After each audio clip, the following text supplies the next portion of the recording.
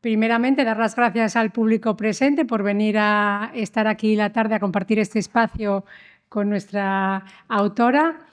Y muchas gracias a Mónica Dario por compartir con nosotras su tiempo y sus conocimientos.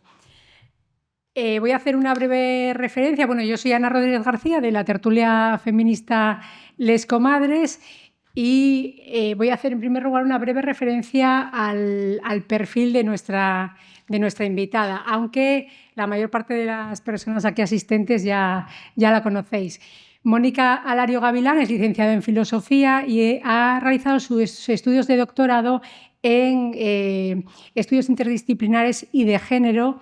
Dirigió su tesis Ana de Miguel y la tesis se tituló La reproducción de la violencia sexual en las sociedades formalmente igualitarias, un análisis filosófico de la cultura de la violación a través de los discursos y el imaginario de la pornografía. Esta tesis doctoral la hizo merecedora del primer premio de la Delegación de Gobierno contra la Violencia de Género en el año 2020. Ha dado lugar, además, a este libro que muchas ya conocéis, tenéis a la venta en la entrada, y a quienes no lo conocéis os lo recomendamos desde la tertulia, naturalmente, Política sexual de la pornografía, sexo, desigualdad, violencia. Por tanto, tanto la tesis doctoral como el propio título del libro, al pan pan y al vino vino, son suficientemente ilustrativos estos títulos. Además, ha sido merecedora del Sin Par Premio Comadre de Oro en esta edición, en el año 2024, de lo que estamos muy orgullosas como asociación. Un aplauso, por favor.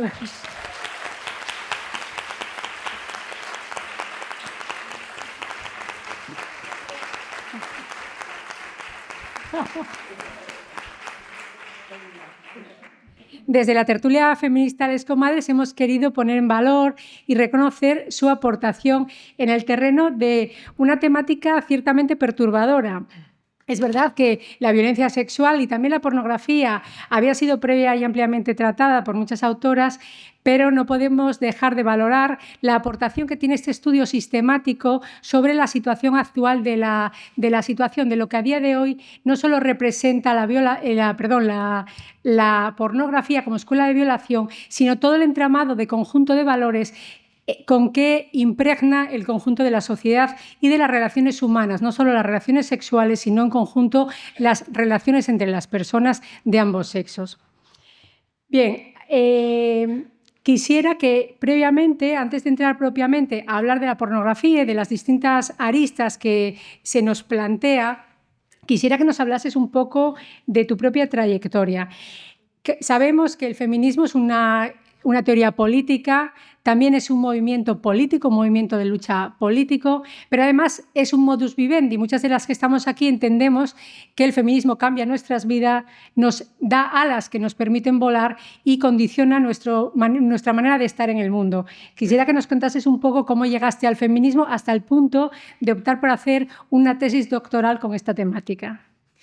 Pues bueno, antes de responder a esta primera cuestión, muchísimas gracias por tu presentación y muchísimas gracias a todas las personas que estáis aquí. La verdad es que hace un montón de tiempo que no tenía una sala tan llena y además como tan llena de caras como tan simpáticas. Es que mira donde miren, me estáis sonriendo, es que no me lo puedo creer. O sea, esto es increíble.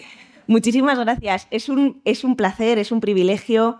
Además, estar con las comadres, que yo no tengo más que palabras de admiración y de agradecimiento por su trabajo, por todo lo que han hecho a lo largo de los últimos años, por el reconocimiento que me han hecho a mí. O sea, es como que todo me parece tremendamente emocionante. Así que estar aquí pues me hace una ilusión especial, ¿no? Y por eso precisamente habíamos planteado un formato un poco diferente también para poder sacar otras cuestiones que habitualmente a lo mejor se quedan un poco de lado y que considerábamos que eran relevantes también ponerlas encima de la mesa. Y también para poder dar más pie a que el público pudiera también intervenir y plantear distintas cuestiones, ¿no? Entonces, para responder a este primer asunto de cómo llego yo al feminismo, pues en realidad yo hice la carrera de filosofía Y me pasó una cosa, que es que cuando llegué a cuarto de carrera yo estaba como muy enfadada. Yo hice licenciatura, entonces eran 5 años, y yo llegué al cuarto tremendamente enfadada porque de pronto empecé a darme cuenta de que llevaba como 4 años estudiando las diferencias entre el concepto de libertad de Locke y el de Hobbes y super matices, y nadie me había hablado en 5 años de carrera del giro mental por el que las mujeres pasamos a ser personas, seres humanos, ciudadanas, ¿no? Entonces yo me convertí en la típica alumna que estaba todo el rato en plan, ¿y qué dice de las mujeres? ¿Y de las mujeres qué piensa? Y todo el rato. Entonces acabé muy enfadada. Y cuando terminé filosofía pensé, a mí me apetece hacer 2 cosas, o abrir un catering, que tenía ya hasta nombre, se iba a llamar Catherine Zeta-Jones. Es verdad, tenía ya un nombre, es mi tipo de humor. O meterme al feminismo. Y en estas estaba cuando nació mi primera sobrina. Y entonces, claro, la decisión fue bastante clara, porque fue como yo lo que quiero es dedicar mi tiempo y mi energía a poner los pequeños granitos de arena que yo pueda poner para que haya un mundo un poco mejor, ¿no? Para ella y para las que vengan detrás. Y ahí empecé con la tesis. Y yo en la tesis, en principio, no tenía pensado meterme en la pornografía. Sí, a veces es común en las investigaciones coger un tema general y cuando hay algo sorprendente, volcarse en un tema más específico. ¿Qué fue eso tan sorprendente que te permitió o te decidió a escoger este tema tan desagradable? Pues el punto de inflexión yo creo que fue que yo empecé estudiando la reproducción de la violencia sexual en las sociedades formalmente igualitarias, y ese era el tema que yo planteé como proyecto de investigación para la tesis doctoral. Y pues cuando tú vas empezando una investigación, pues hay preguntas que se responden muy fácil y otras que se responden menos fácil, y tienes que ir escarbando más a ver dónde encontrar respuestas y todo esto, ¿no? Y entonces yo había algunas preguntas que tenía en la cabeza y que no estaba siendo capaz de responder tirando de libros, tirando de marco teórico, tirando de referencias. Y fue ahí cuando se dio una casualidad que yo ahora a posteriori pienso que de casualidad tuvo más bien poco, que es que me dijeron, ¿por qué no haces un articulillo de pornografía para un monográfico que vamos a sacar? Tú haces el artículo y luego tú sigues con tu tesis. Y yo pensé, vale, yo hago un artículo que no tiene nada que ver con mi tesis y luego yo sigo con mi trayectoria. Y cuando empecé a ver la pornografía para hacer ese pequeño artículo muy rudimentario, al que ahora le cambiaría todas las palabras, pero lo que sí que me cambió en ese momento fue la perspectiva, porque de pronto me di cuenta de que yo estaba pretendiendo hacer algo que era absurdo, que es estudiar la reproducción de la violencia sexual en las sociedades actuales, dejando de lado la pornografía. O sea, en la pornografía había muchísimas respuestas que no estaban en otros sitios, ¿no? Y de hecho, cuando yo empecé a investigar en la pornografía, para leer los últimos estudios que se habían hecho de pornografía, no era como ahora, que tú te metes en internet y encuentras un montón de estudios, de investigaciones, y es una maravilla, porque tenemos mucha información de muy buena calidad, muy actualizada. En ese momento, lo último que se había escrito en serio sobre pornografía era de los años 80. O sea, tenías que irte... Yo me tuve que ir a hacer una estancia de investigación a Glasgow para poder acceder a los textos que no estaban ni accesibles por internet. Entonces era un tema que verdaderamente no estaba sobre la mesa como lo está hoy, ¿no? Pero fue muy, muy chocante el de repente tener ese punto de conciencia de, bueno, es que aquí hay muchísimas respuestas. Sí. Es que, de hecho, si pensamos en las autoras que más han trabajado, que han sido más directas con este tema, como Andrea Working, vemos que no están traducidos prácticamente al castellano ningún texto. Hay traducciones rudimentarias o personales de gente que en su blog ha tenido a bien traducirlo a nivel personal y publicarlo, pero bueno, con una repercusión que es llamativo, que es una autora de la que no se ha hecho reproducción de su pensamiento político, cuando en el feminismo igual se ha hablado más de su vida personal y de sus tragedias personales, ¿no? Bueno, para poner un poco en situación, y a quienes no hayáis leído el libro, invitaros a leer esta obra sistemática, os voy a hacer una referencia pues, a qué temas abordas. En realidad, abordas bastantes temas, porque una cosa se va relacionando con la otra, tanto desde el punto de vista de la violencia sexual en general, como desde el punto de vista de analizar cómo se reproducen no solo los roles, sino cómo acepta la sociedad la perpetuación de la desigualdad o de la posición de subordinación de las mujeres. El libro se estructura en 4 partes. La primera parte hace referencia al contexto social, que es un contexto político.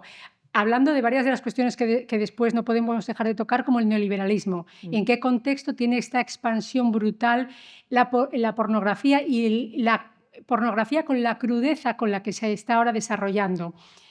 El patriarcado del consentimiento, un elemento fundamental, cómo sirve para perpetuar ese patriarcado dentro del título de la tesis, que me gusta mucho la expresión, ¿no? La violencia sexual en las sociedades formalmente igualitarias, que no solo son formalmente igualitarias, sino que el común del sentir de la población es que efectivamente lo son. Pues ¿por qué efectivamente no lo son? Pues por ejemplo por la pornografía y su desarrollo de la violencia sexual.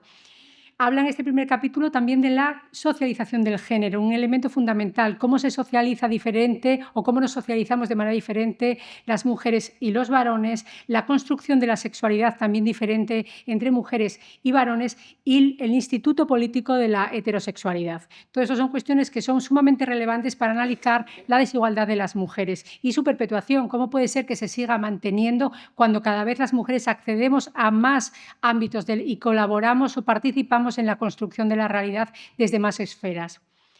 El segundo y el tercer capítulo abordan directamente el ámbito ya propiamente de la pornografía. En el segundo trata de la evolución de la pornografía, lo que creo que es muy ilustrativo porque yo creo que una de las cuestiones que llama la atención es que en general las feministas tenemos conciencia de lo que supone la pornografía y sabemos que hay una pornografía ahí fuera muy desagradable. Pero el nivel de violencia física, no solo violencia simbólica, dicho de otra manera, el odio visceral que se plasma en redes sociales hacia las mujeres, yo creo que es una de las cosas que esta obra pone más de manifiesto con datos actuales, porque como las personas tendemos a defendernos, ¿no? Nuestra seguridad o nuestros sentimientos, no deja de ser más sencillo pensar bien en violencia sexual que se produce en lugares muy lejanos o en contextos sociopolíticos que consideramos lejanos o bien históricamente diferentes. O sea, podemos pensar en Andrea Dworkin, bueno, pues es que fíjate, aquellos tiempos tenían que ser muy difíciles, el feminismo estaba empezando con la lucha. Pensar que a día de hoy, ayer, pasado mañana, hay estos grados de violencia y lo que implica, porque son grados de violencia, cuando hablamos de un crimen, piensas en la persona que lo comete, la persona que lo sufre, el entorno más directo. Aquí estamos hablando de violencia multiplicada y celebrada por miles y miles de varones. Todo lo que eso supone es terrorífico. Y esta obra lo pone de relieve de manera bastante cruda porque pone ejemplos que ilustran muy bien. A mí sí me parece que es una obra que permite, por tanto, evitar la negación. ¿No? Cuando una persona niega, bueno, que hablaremos de ello, el consentimiento, las personas que sí que quieren, las personas que les gustan, las personas, bueno, pues hay supuestos de violencia que un ser humano no puede desear para sí ni para otro ser humano, ¿no? El nivel de devaluación para los propios hombres que participan en estas conductas. Y llega naturalmente al análisis de la deshumanización de las mujeres, que es clave en todo este entramado. El tercer capítulo habla de los mensajes de la pornografía, el placer de la mujer, el dolor y sufrimiento de la mujer, la sexualización del sufrimiento, de la tortura de las mujeres, las prácticas grupales, la posición especial de niñas y adolescentes, que es una cuestión que también desarrollaremos. Hemos visto hace poco en Asturias una sentencia donde, sin ánimo de entrar a valorar el caso concreto, porque sin leer la sentencia o conocerlo es muy difícil, pero me parece que sí tiene cierto valor simbólico, una sentencia en la que se hace referencia a reconocer que un joven obliga a una chica a hacerle una felación, pero las sentencias se molestan a hablar de la madurez de la chica frente a la inmadurez del varón, siendo el mayor de edad y ella menor de edad. El imaginario colectivo frente a lo que las mujeres esperamos o cómo nos desarrollamos, aceptado por muchas mujeres. Las mujeres se desarrollan antes, las mujeres crecen antes. A las mujeres no se nos deja ser niñas ni adolescentes. No se nos permite tener 16 años, ni 20 años, ni dar pasos uno detrás de otro. A las mujeres se nos empuja a una realidad, nos guste o no nos deje de gustar, hecha para satisfacer los deseos ajenos. Y de todo esto, este es un libro de pruebas. Es un libro de pruebas. La cuarta parte y final pues son las propuestas y en un análisis para qué se puede hacer para erradicar la violencia sexual y la violencia contra las mujeres, que al final todo esto lo que evidencia es que son las fórmulas que hay que buscar para acabar con la situación de dominación y la situación de subordinación a la que nosotras estamos sometidas. Así que os recomiendo su lectura porque verdaderamente es una obra muy completa, muy compleja, no es nada sectorial, abarca tantas cosas que realmente son unas bases fundamentales para seguir con el desarrollo de la teoría política feminista. Bueno, ¿qué es el porno hoy? ¿Qué es la pornografía? Entramos fuerte. La pornografía es un discurso de odio contra la mitad de la humanidad socialmente aceptado y socialmente legitimado bajo la etiqueta de sexo. La pornografía yo creo que a día de hoy es uno de estos elementos que están haciendo de una manera mucho más clara una apología de la inferioridad de la mitad de la humanidad y una apología de la violencia contra la mitad de la humanidad, que somos las mujeres, ¿no? Yo creo que hay un punto fundamental que es el tema de que la pornografía se defienda a nivel social bajo la etiqueta de sexo, porque desde ahí, claro, una sociedad ya heredera del cambio de paradigma que se da con la revolución sexual, y luego podemos profundizar en ello, es una sociedad en que tener cualquier tipo de problema con el sexo está muy mal visto, ¿no? No hay más que ver cuando te posicionas en contra de la pornografía, qué es lo que te van a decir. Te van a decir puritana, reprimida, neomonja, ¿no? Todas estas retahíla de palabras que lo que pretenden es que te calles, ¿no? Básicamente. Claro, cuando el punto principal es, desde el feminismo no estamos criticando la pornografía por lo que la pornografía pueda tener de sexo. Estamos criticando la pornografía por lo que de hecho tiene de violencia, por sus vínculos con la violencia contra las mujeres, con la violencia contra las niñas, porque colabora con la reproducción de esa violencia y es, en muchos casos, ese tipo de violencia filmado, ¿no? Claro, el asunto es darle la vuelta un poco a esta pregunta. Es como, no estamos diciendo nada contra la pornografía porque tengamos un problema con el sexo. La pregunta quizás sería por qué una gran parte de la sociedad considera que criticar la pornografía es equivalente a criticar el sexo. ¿Qué tipo de concepto de sexo tiene quien te dice este argumento? ¿Qué tipo de concepto de las mujeres tiene quien te dice este argumento? ¿Y en qué medida este es un ideario que podemos asumir como válido en el avance hacia sociedades pues, más guiadas por valores como la justicia social, que yo creo que es algo que podemos intentar poner en común, ¿no? Entonces, la pornografía a día de hoy cumple esta función. Fijaos, la pornografía es un material que están empezando a consumir los niños fundamentalmente en torno a la media de edad que se calcula en los estudios más recientes es en torno a los 11 años y como edades más bajas están dando edades de 7 u 8, ¿no? Son materiales que están viendo, por tanto, sin tener ningún tipo de referencia de en qué consiste la sexualidad, de manera que lo que les presenta la pornografía va a ocupar ese hueco que hay en su cabeza, que es un hueco vacío, ¿no? Que pueden llenar con lo primero que les llegue, que va a ser la pornografía, ¿no? Claro, esto no sería un problema si la pornografía efectivamente no tuviera ningún tipo de vínculo con la violencia, porque no habría ningún problema. Que el hueco del sexo se llene con sexo está bien, para eso está ese hueco. El problema es cuando el hueco del sexo se llena con la desigualdad, con el ejercicio del poder y con la violencia, ¿no?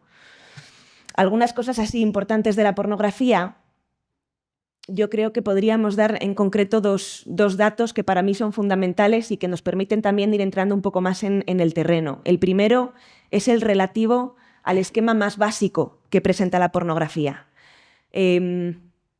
Cuando decidimos introducir la pornografía como centro de la tesis doctoral, el objetivo era un poco analizar qué tipo de sexualidad masculina fundamentalmente está construyendo la pornografía en la actualidad, ¿no? De manera que lo obvio era que había que ir a analizar la pornografía más consumida. Esto es muy fácil de hacer porque tú te vas a las 2 páginas de pornografía más visitadas, que además en la última década, en todos los rankings anuales de las 10 páginas más vistas, siempre están estas 2 de pornografía, o sea, las 10 páginas más vistas de todo Internet, pues 2 de ellas son de pornografía, ¿vale? En la última década. Estas 2 páginas son Pornhub y Xvideos, y entonces es ahí a donde fuimos a hacer una gran parte de la investigación. Y además estas páginas tienen una herramienta que es que te permite ordenar los vídeos en función del número de visualizaciones, ¿no?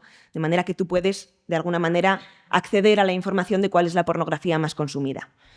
La tesis consistió, la parte del trabajo de campo, consistió en hacer una transcripción del material visual y el auditivo de la pornografía y en hacer un análisis de contenido de cuáles son los esquemas que más se repiten, las narrativas que más se reproducen, las ideas que más se transmiten, ¿no? Y hacer un poco una especie de, como de árbol clasificatorio de en qué consiste, qué es lo que realmente está mostrando la pornografía, ¿no? Claro, es el esquema más básico, que es un poco a donde quiero llegar. El esquema más básico de la pornografía nos presenta un reparto de papeles por sexo que es clarísimo. En la pornografía los hombres son los sujetos y la norma central de la pornografía es que se ajusta a una narrativa en que te presenta el hombre es el sujeto, ese sujeto tiene un deseo y la norma central que se va a cumplir en la pornografía siempre, sin ningún tipo de excepción, es que cualquier deseo que tenga ese hombre va a verse satisfecho en el vídeo por medio de su acceso al cuerpo de una mujer o de una niña. En casi 6 años de investigación, con muchísimas horas de contenido visualizadas y analizadas a la espalda, si alguien tiene dudas luego hacemos el cálculo, no hemos encontrado ni un solo caso en que un hombre tuviera un deseo y ese deseo no se viera satisfecho por medio del acceso de ese hombre al cuerpo de una mujer o de una niña. Es decir, esta cosa que tiene la relación sexual o la sexualidad de que tú pues, ves a la otra persona lo que quiere, lo que no quiere, te comunicas, ¿no? Ajustas las cosas, si no le gusta algo, dejas de hacerlo. Esto desaparece de la pornografía, ¿no? En la pornografía el deseo del hombre se va a cumplir siempre. Los deseos de los hombres en la pornografía son órdenes que van a ser impuestos en los cuerpos de las mujeres, quieran o no quieran. La otra parte de este esquema es que las mujeres van a ser ese cuerpo que el hombre va a utilizar para satisfacer su deseo. Y lo que podemos ver es que por parte de la pornografía hay una deshumanización absoluta de las mujeres, ¿no? Se presenta a las mujeres como objetos, como ese cuerpo que el hombre puede utilizar. Va a ser irrelevante que las mujeres quieran o no quieran estar en esa situación, que haya o no deseo y consentimiento de su parte. Va a ser irrelevante el nivel de conciencia que tengan, va a ser irrelevante que estén o no en pleno uso de sus facultades. Va a ser irrelevante la edad, va a ser irrelevante que tengan 78, 37 o 5. A la pornografía todo esto le da igual, ¿no? Porque, insisto, lo único que le importa a la pornografía es que el hombre siempre satisface su deseo. Y uno de los datos, yo creo, más relevantes, o que para mí fueron más significativos de la investigación, es que en todos estos años no nos hemos topado con ningún vídeo en que una mujer dijera que no quería que el hombre accediera a su cuerpo y ese no fuera respetado. Pero sí que nos hemos encontrado de manera sistemática, constante, en la pornografía más consumida y en la menos consumida, con mujeres que ponen límites muy claros. Es decir, la pornografía está mostrando constantemente mujeres poniendo límites. Mujeres que dicen, no quiero, no me apetece, no me gusta, me duele, quiero parar. Ahora no, así no, no. Ni uno de esos casos tiene como consecuencia un respeto a ese límite que acaba de verbalizar la mujer, ¿no? Claro, cuando yo llegué a este punto de la investigación yo no entendía nada, ¿no? Porque yo tenía un poco esta idea que tenemos socialmente de que la pornografía lo que muestra es sexo y yo pensaba, vamos a ver, o sea, si la pornografía me quiere mostrar sexo, ¿no habría sido esperable que yo encontrara aquí personas que están deseando a tope realizar las prácticas que se van a realizar? ¿No va de eso el sexo? ¿De un deseo recíproco, de una búsqueda común del placer? No sé, o sea, ¿por qué ese empeño de la pornografía en dejar claro que las mujeres no quieren hacer las prácticas que finalmente van a acabar haciéndose en ese vídeo, ¿no? Y aquí yo tuve que hacer una parada porque básicamente en la investigación lo que estaba ocurriendo es que estaba recogiendo un dato del trabajo de campo que no estaba sabiendo interpretar, ¿no? Y me puse a leer y a leer. ¿Cómo podemos entender esto? Bueno, podemos entenderlo cuando lo ponemos en relación con la construcción de la sexualidad masculina. Y es que al final la sexualidad masculina, tal y como se construye en un patriarcado, tiene mucho de excitación vinculada a la sensación de poder, ¿no? El poder se convierte en una parte fundamental de la erótica masculina, tal y como se construye en este tipo de sociedades, ¿no? De manera que lo que podemos ver, y esto la pornografía lo deja muy claro, es que a mayor vulnerabilidad por parte de las mujeres, mayor excitación obtiene el hombre en la visualización de ese vídeo. La pornografía está jugando constantemente con las situaciones de vulnerabilidad de las mujeres. Ahora, si queréis, hablamos de los vídeos más consumidos, los núcleos temáticos en torno a los cuales orbita la pornografía, siempre tienen que ver con algún tipo de vulnerabilidad por parte de las mujeres, ¿no? Y con cómo esa vulnerabilidad es aprovechada por el sujeto masculino de ese vídeo para transgredir esos límites, para hacer esas cosas que él quiere, para acabarse imponiendo, para acabar generando una estructura de desigualdad de poder, ¿no? De manera que, claro, el asunto que es, ¿qué pasa en la pornografía? Que el no de las mujeres aparece constantemente y nunca se respeta. Claro, aparece constantemente y nunca se respeta porque el no de las mujeres en la pornografía tiene una función muy particular. Está ahí única y exclusivamente para no ser respetado por el hombre. ¿Por qué? Porque si lo respeta, no consigue obtener la satisfacción de sus deseos. Pero si no lo respeta, la sensación de poder que obtiene es mayor. Si la mujer estuviera diciendo, ¡buah, me apetece un montón hacer esto!, la sensación de poder que obtiene el hombre es así. Pero si la mujer está diciendo, no quiero, no me apetece, me duele, quiero parar, y el hombre aún así consigue acabar satisfaciendo su deseo, accediendo al cuerpo de esa mujer, la sensación de poder aumenta, ¿no? Esto es en concreto con el tema del no de las mujeres, pero esto lo podemos ver en un montón más de núcleos temáticos de la pornografía, como es el presentar a mujeres dormidas, a mujeres borrachas, a mujeres inconscientes, a mujeres menores de edad, a adolescentes, a niñas, ¿no? Distintas situaciones de poder que la pornografía va planteando de manera constante. Bueno, ahora podemos ir entrando un poco más en eso. Yo creo que este dato del esquema básico es fundamental. Y otro dato fundamental para que entendamos de qué va la pornografía hoy en día es el otro que yo creo que es muy relevante, es el del vídeo más visto. El vídeo más visto con el que yo me topé en esta investigación es un vídeo que tenía más de 525 millones de visitas. El siguiente vídeo más visto, el segundo más visto, tenía 80 millones. Es decir, este vídeo tenía más del doble de visitas del siguiente vídeo más visto, ¿no? Básicamente, el grupo de personas que ve este vídeo es equivalente a la cantidad de gente que tenemos si sumamos la población de España, Francia, Italia y Reino Unido toda junta. ¿Vale? Este era un vídeo de una violación colectiva de 4 hombres a una mujer, en que la mujer está durante todo el tiempo, si no recuerdo mal, 9 minutos, que dura el vídeo, llorando, intentando escaparse, gritando que no quiere, intentando defenderse, ¿no? Y bueno, como son 4 hombres, pues utilizan la fuerza y distintos mecanismos para poder violarla, ¿no? De manera que es un vídeo de una violación colectiva en que cualquier persona que lo vea capta que eso es una violación, ¿no? La pregunta es, ¿qué es lo que está pasando para que en una sociedad como en la que vivimos actualmente, que efectivamente se jacta de haber alcanzado la igualdad, ¿no? En que tenemos ya una legislación que en principio avala que somos iguales, hombres y mujeres, ante la ley, ¿qué es lo que está pasando para que este vídeo se convierta en uno de los vídeos más vistos? ¿Cómo estamos llegando hasta aquí? Y una respuesta fundamental para mí es el tema de la empatía y de cómo la empatía, si lo pensamos, la empatía es una capacidad que consiste en identificar las emociones de quien tienes enfrente, pero no solamente en eso, sino también en sentir esas emociones con la otra persona. Pero ¿tú por qué sientes esas emociones con la otra persona? Hombre, pues porque te identificas con ella, ¿no? Porque la ves como tú igual y entonces, pues con su bienestar tú sientes bienestar, con su sufrimiento sufres, ¿no? Claro, el punto es, ¿qué ocurre en una sociedad patriarcal en que los hombres llegan a un mundo, a una sociedad en que todo les está diciendo tú estás aquí, las mujeres aquí? ¿Qué ocurre con la empatía? ¿Nos ven como sus iguales? O sea, si este vídeo tiene 525 millones de visualizaciones, la única manera que tenemos de entenderlo es entender que todos estos hombres que han podido consumir este vídeo no han sufrido con el sufrimiento de la mujer que está ahí. Para transcribir este vídeo yo tuve que transcribir por un lado la imagen sin sonido y por otro lado el sonido sin ver el vídeo porque yo no tenía estómago para aguantar verlo y escucharlo a la vez, ¿no? O sea, la única manera que tenemos de entender que este se convierta en el vídeo más visto es pasar por entender que los hombres que lo han visto no han sufrido con ese sufrimiento. ¿Por qué?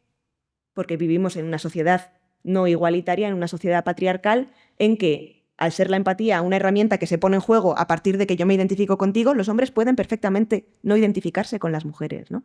Y esto lo podemos ver también muy claro en las cifras de violencia sexual, las cifras de consumo de prostitución, las cifras de abuso sexual infantil. Es decir, vivimos en una sociedad con unas cotas de violencia que lo único que nos permite entenderlo es, bueno, los hombres que ejercen esta violencia no están sufriendo con el sufrimiento que están provocando, porque si no, no podrían ejercerla, ¿no?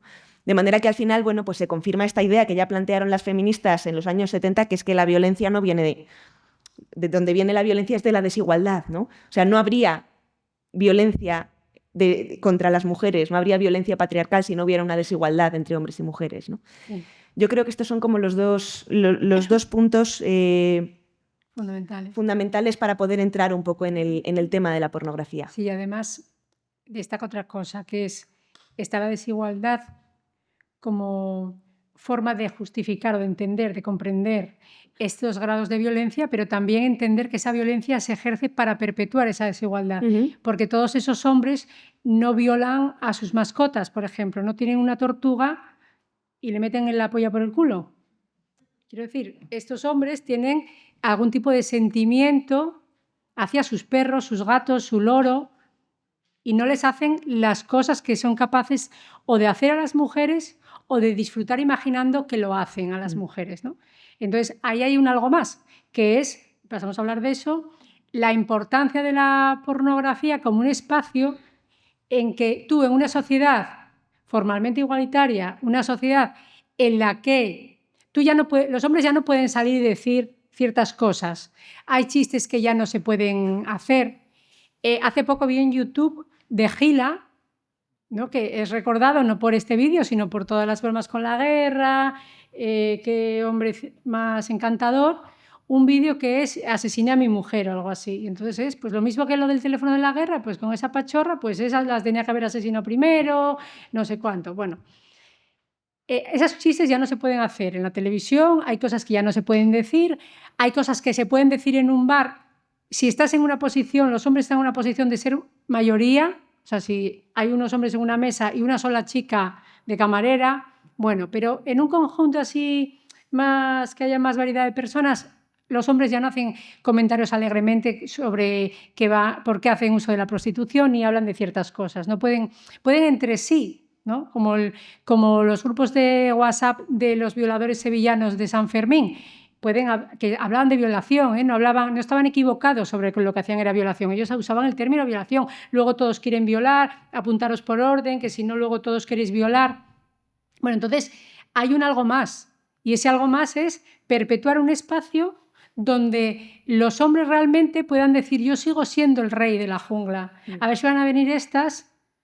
Y es verdad que la sociedad sigue siendo profundamente desigual y que los hombres en sus relaciones de pareja, la gente que tiene 30 y 40 años, se sigue percibiendo que hay una desigualdad totalmente injustificada en, por ejemplo, la realización de tareas domésticas. Es decir, las mujeres asumen que pueden hacer trabajos gratuitamente y porque sí para personas con las que conviven, y ellos a personas a las que supuestamente quieren y respetan las cargan con actividades de más, de manera que estas personas, sus parejas, tienen que renunciar, por ejemplo, a su tiempo de ocio, ¿no? Esto está totalmente normalizado. Pero incluso eso se hace ya con cierto reproche, es decir, luego la gente se divorcia después de 5 años de matrimonio porque a lo mejor eso de que en la casa no era todo igual, pues a la larga resiente, de primeras no, pero luego sí. Entonces sí que hay un reproche social, los hombres tienen que estar escuchando en las noticias el día de la igualdad salarial, el día de la brecha salarial, tienen que estar escuchando que hay algo que hacen mal. Y el espacio donde no hacen nada mal es este, y es donde hacen las cosas peores.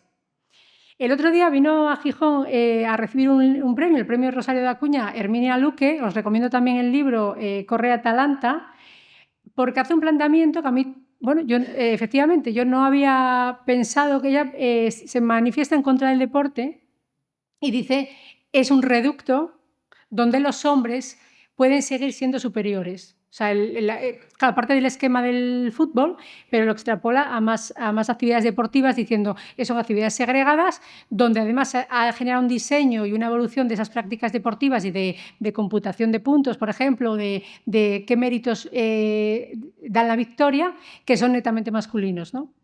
Y me pareció muy interesante porque digo, claro, efectivamente es un reducto.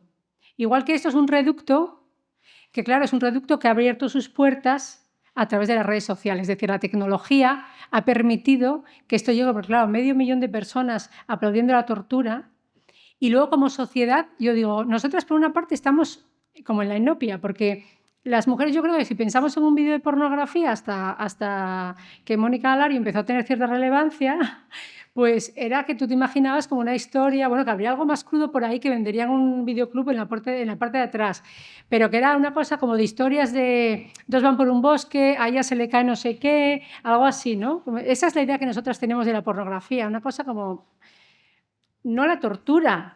O sea, nadie se imagina que te vengan historias de, yo qué sé, ¿no? De la guerra, ahora tenemos por desgracia varias muy activas, pues, imágenes de la batalla, de cómo cogen a un prisionero y lo cortan en trozos y la gente aplaudiendo. Esto solo se tolera en imágenes sobre mujeres, ¿no? Y realmente resulta muy chocante, porque si vemos la evolución de los delitos contra la libertad sexual, que podríamos hablar de por qué son contra la libertad sexual, porque contra la nuestra, yo creo que es esa diferencia entre qué es sexo y qué no es sexo, pues efectivamente hay cosas que no son sexo, por lo tanto a lo mejor tenían que estar con otro título y no contra la libertad sexual, porque a la nuestra nos afecta a otras cosas, pero nuestra libertad sexual, yo creo que no. ¿Cómo se construye todo? O sea, cómo la sociedad al final hay una serie de engranajes que, a pesar de todo, favorece. Y cuando ves esas sentencias o la de la propia de la manada, ¿no? Esto del jolgorio, que había un juez que consideraba, un magistrado que consideraba que bueno, eso le parecía un jolgorio y que todas pensamos, bueno, esto debe beber mucho porno porque si no, no hay otra interpretación posible para hacer esa lectura, ¿no? O sea, desde luego ese hombre no pensó en una hija, una sobrina, su madre, su hermana, ¿no? Y esa es una de las cuestiones que podemos hablar sobre la importancia de la pornografía como mantenimiento de un espacio de poder absoluto y brutal. Si te parece además que esa brutalidad precisamente aumenta cuando aumenta la igualdad, es decir, según va habiendo una mayor igualdad en la sociedad, la violencia en esos espacios secretos de hombres tienen que ser más brutal porque se tienen como que vengar, ya no solo es que se sientan que reafirmas tu masculinidad, sino que tienes un cierto odio, porque es que estas historias que describes son de odio, no es otra cosa. Y que luego, yo te preguntaba, ¿no? Decía, ¿qué es el brazo armado del patriarcado, la pornografía? Y luego, ¿contra quién se da? Porque una de las cosas que a mí me llamó la atención en el libro y en la intervención que hiciste en la Escuela de Rosario de Acuña era, efectivamente, ¿frente a qué mujeres se ejerce esta violencia sin igual en la pornografía?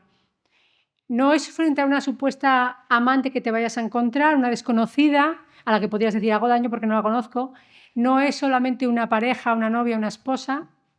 Es tu hermana, tu madre, es decir, tú dabas los datos de los vídeos con follarte a tu hermana, violar a tu hermana, hacerle no sé qué a tu hermana. Yo digo, ¿pero qué pasa? ¿Odian a sus hermanas?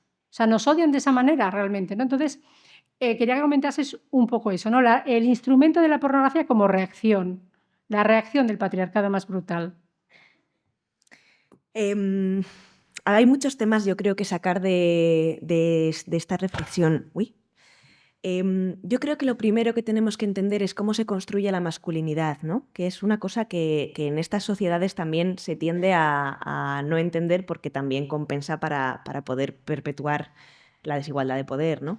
La masculinidad sabemos que es un género junto con la feminidad, ¿no? Sabemos que hombres y mujeres nacemos diferentes, pero que eso no tendría que hacernos desiguales, ¿no?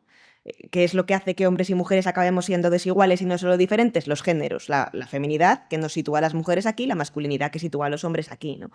De manera que la masculinidad podríamos decir así a grandes rasgos y a grosso modo que consiste en algo así como oponerse a la feminidad y situarse por encima de quienes la encarnan, ¿no? Porque es la función principal que tiene un género, que tienen los géneros en una sociedad patriarcal, ¿no? Bueno, esto es teoría feminista básica, pero nunca está de más recordarlo en los tiempos que corren. Claro, el punto es, ¿qué es lo que ocurre cuando una sociedad va evolucionando, al menos a nivel legal o en alguno de sus ámbitos, hacia una mayor igualdad? Lo que ocurre es que, claro, para el grupo privilegiado, perder privilegios no es divertido, no les apetece, ¿no? Tampoco hace falta explicarlo. A lo largo de la historia, ningún grupo privilegiado en un sistema de opresión ha decidido renunciar a esos privilegios porque le pareciera que era lo mejor para ellos, ¿no? Ese deseo que aparece en los hombres, que viene de la masculinidad y que por tanto es una construcción social, de situarse por encima de las mujeres, de sentir que están por encima. ¿Qué es lo que ocurre con ese deseo cuando hay un cambio social en el que ahora tú ya no eres el proveedor y toda tu familia depende de ti porque tu mujer también trabaja y gana dinero y es independiente económicamente? ¿Qué ocurre con tu deseo de sentirte por encima de las mujeres cuando en tu trabajo de pronto han entrado mujeres y igual tienes una compañera en tu mismo puesto o incluso una jefa? ¿Qué es lo que ocurre con todos esos hombres a los que no les apetece en absoluto renunciar a su sensación de superioridad sobre la mitad de la humanidad? Lo que analizan las investigadoras es que en el proceso de cambio social en el que la sociedad pasa a hacerse poquito a poco más igualitaria, al menos a nivel legal y en este tipo de áreas, es que había algunas cifras, por ejemplo, que no sabían muy bien cómo ubicar. Por ejemplo, una de las ideas que se pensaban que iba a ocurrir, que se habían como predicho, era que, según la sociedad se hiciera más igualitaria, el consumo de prostitución iba a caer en picado para abajo, ¿no? Y lo que ocurrió fue justo lo contrario. Esto es un dato como sacado así, pero que nos permite muy bien ilustrar la conclusión a la que se llega después de mucha investigación, que es que todos esos hombres que no querían perder la situación de privilegios y de superioridad encuentran en el terreno de la sexualidad un reducto donde poder mantener esa construcción patriarcal, esa relación jerárquica, esa dominación de las mujeres, ¿no? Ese ejercicio del poder. De ahí que al final tengamos también muchísimos estudios sobre prostitución, entre otras manifestaciones de violencia sexual contra las mujeres, ¿no? La prostitución se analiza como ese espacio en que los hombres pueden seguir haciendo todo lo que en la calle puede ser penado, ¿no? Es decir, pueden seguir teniendo comportamientos que fuera de la calle a las mujeres con las que se cruzan es un delito, ¿no? Y pueden ser denunciados por ello. En el prostíbulo encuentran un lugar donde pueden seguir comportándose de esa manera, ¿no? En la pornografía ocurre un poco lo mismo. La pornografía va a restaurar a nivel... permitidme la expresión virtual, y ahora os digo por qué la pongo entre comillas, ¿vale? Pero a nivel virtual va a permitir restaurar en los hombres esa tranquilidad o esa sensación de impunidad de que ellos pueden fantasear con hacer cualquier cosa que deseen hacer a las mujeres, ¿no? Y con que ellos pueden efectivamente llevar a la práctica cualquier cosa que deseen hacer a las mujeres. En un mundo en que las mujeres en el feminismo y en la cuarta ola estamos poniendo en el centro el derecho a no sufrir ningún tipo de violencia y especialmente el tema de la violencia sexual, ¿no? Claro, ¿qué es lo que ocurre? Que cuando los hombres han nacido en una sociedad en que ya tenían unos privilegios desde el momento cero y tú se los quitas, no sienten que les estás quitando una cosa ilegítima que no les pertenece, sienten que les estás quitando un derecho, ¿no? ¿Cuántas hemos oído esto de ¡ay! Y es que ahora... para follar hay que hacer un contrato. O sea, claro, si no sabes que la persona que está enfrente, si quiere o no quiere estar ahí, a lo mejor sí que te hace falta un contrato, esto es lo primero, ¿no? De hecho, a lo mejor lo que conviene es que no se vayas a una comisaría y te pongas a disposición de la policía porque eres un riesgo potencial para la salud pública, ¿no? Pero aparte de esto, ¿no? Como que podemos ver claramente la sensación de me están quitando algo que me pertenece. La pornografía permite restaurar toda esta idea, ¿no? De ahí que yo creo que la masculinidad, entender cómo se construye la masculinidad es fundamental para poder entender en qué medida la pornografía se acaba convirtiendo efectivamente en uno de esos reductos en que todo vale, en que todo se permite, en que ellos pueden hacer cualquier cosa que quieran hacer. Hay otro asunto importante que es, y yo creo que aquí entramos también en otro de los puntos que para mí son centrales de la pornografía, que es este privilegio que a lo largo de la historia se ha considerado un derecho, que es el derecho de los hombres de acceder a los cuerpos de las mujeres, ¿no? Esto es un tema que yo creo que es fundamental porque nos permite entrar en cuál es el debate político que hay en el fondo de la pornografía. Y os voy a contar por qué. La idea es la siguiente. Vamos a retrotraernos un poco para atrás para entender de dónde viene esto que os voy a contar ahora. Yo vengo de la filosofía y en la filosofía hay una rama a lo largo de la historia, que es la filosofía de la sexualidad, ¿no? La filosofía de la sexualidad luego evoluciona y da lugar a la sexología con ciertas diferencias obvias, pero para que nos hagamos una idea de dónde vienen las cosas. Bien, los filósofos de la sexualidad, a lo largo de muchos siglos, que podían venir de corrientes opuestas, que no tenían nada en común en otros tipos de posicionamientos, ni éticos, ni de ningún otro tipo, ¿no? Todos ellos coincidían en algo muy concreto. Y era que el deseo sexual de los hombres y el deseo sexual de las mujeres eran cosas esencialmente diferentes, ¿no? O sea, no había algo así como un deseo sexual humano de la especie humana, sino que el deseo sexual de los hombres y el deseo sexual de las mujeres se parecían tanto como un elefante a una mesa, es como son categorías diferentes, ¿no? De hecho, a lo largo de los siglos, en muchas ocasiones, el deseo sexual de las mujeres ni siquiera existía, que esto también lo sabemos, ¿vale? Pero ya luego le dieron permiso para existir a partir de la revolución sexual, luego iremos ahí. Bien. ¿Cuál es el punto? Que cuando todos estos filósofos de la sexualidad nos hablaban de cómo era la sexualidad de los hombres y de etcétera, etcétera, siempre utilizaban metáforas muy concretas. Todos coincidían, es muy curioso, porque todos decían, el deseo sexual masculino es algo así como un torrente que se desborda con el deshielo de todas las nieves del invierno y lo arrasa todo a su paso, y por mucho que tú le pongas diques, lo destruye todo. ¿No? El deseo sexual masculino es como ese caballo salvaje, desbocado, al que tú por mucho que le pongas las riendas, no hay manera de hacerle entrar. O sea, todo el rato hacían metáforas haciendo referencia al deseo sexual masculino como algo incontrolable, ¿no? Como algo irrefrenable, como algo que podríamos pensar incluso posee al hombre desde fuera, ¿no? Y hace que el hombre no esté al mando. O sea, aquí al mando no está él, sino que está el deseo sexual masculino que se ha despertado y toma las riendas, ¿no? Es curioso e irónico que estos mismos filósofos, en muchos casos, en sus teorías políticas, decían que las mujeres teníamos que mantenernos alejadas del poder político porque éramos seres... ¿cómo decían? Impredecibles. Que es como, vale, ok, bueno.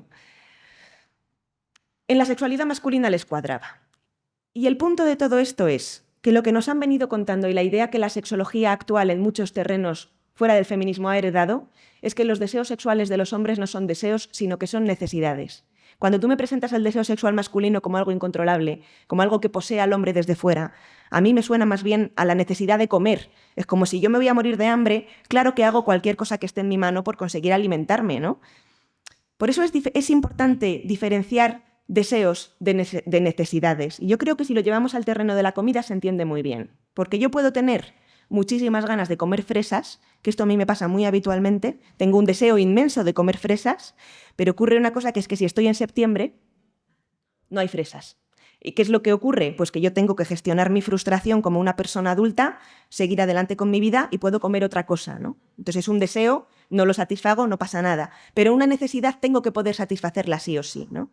Incluso si resulta que a mí me privan de la posibilidad de satisfacer mi necesidad de comer, yo voy a hacer cosas como robar una barra de pan, ¿no? Que en otras circunstancias no justificaríamos, pero que al tratarse de una necesidad dices, hombre, claro, ¿cómo no lo vas a hacer?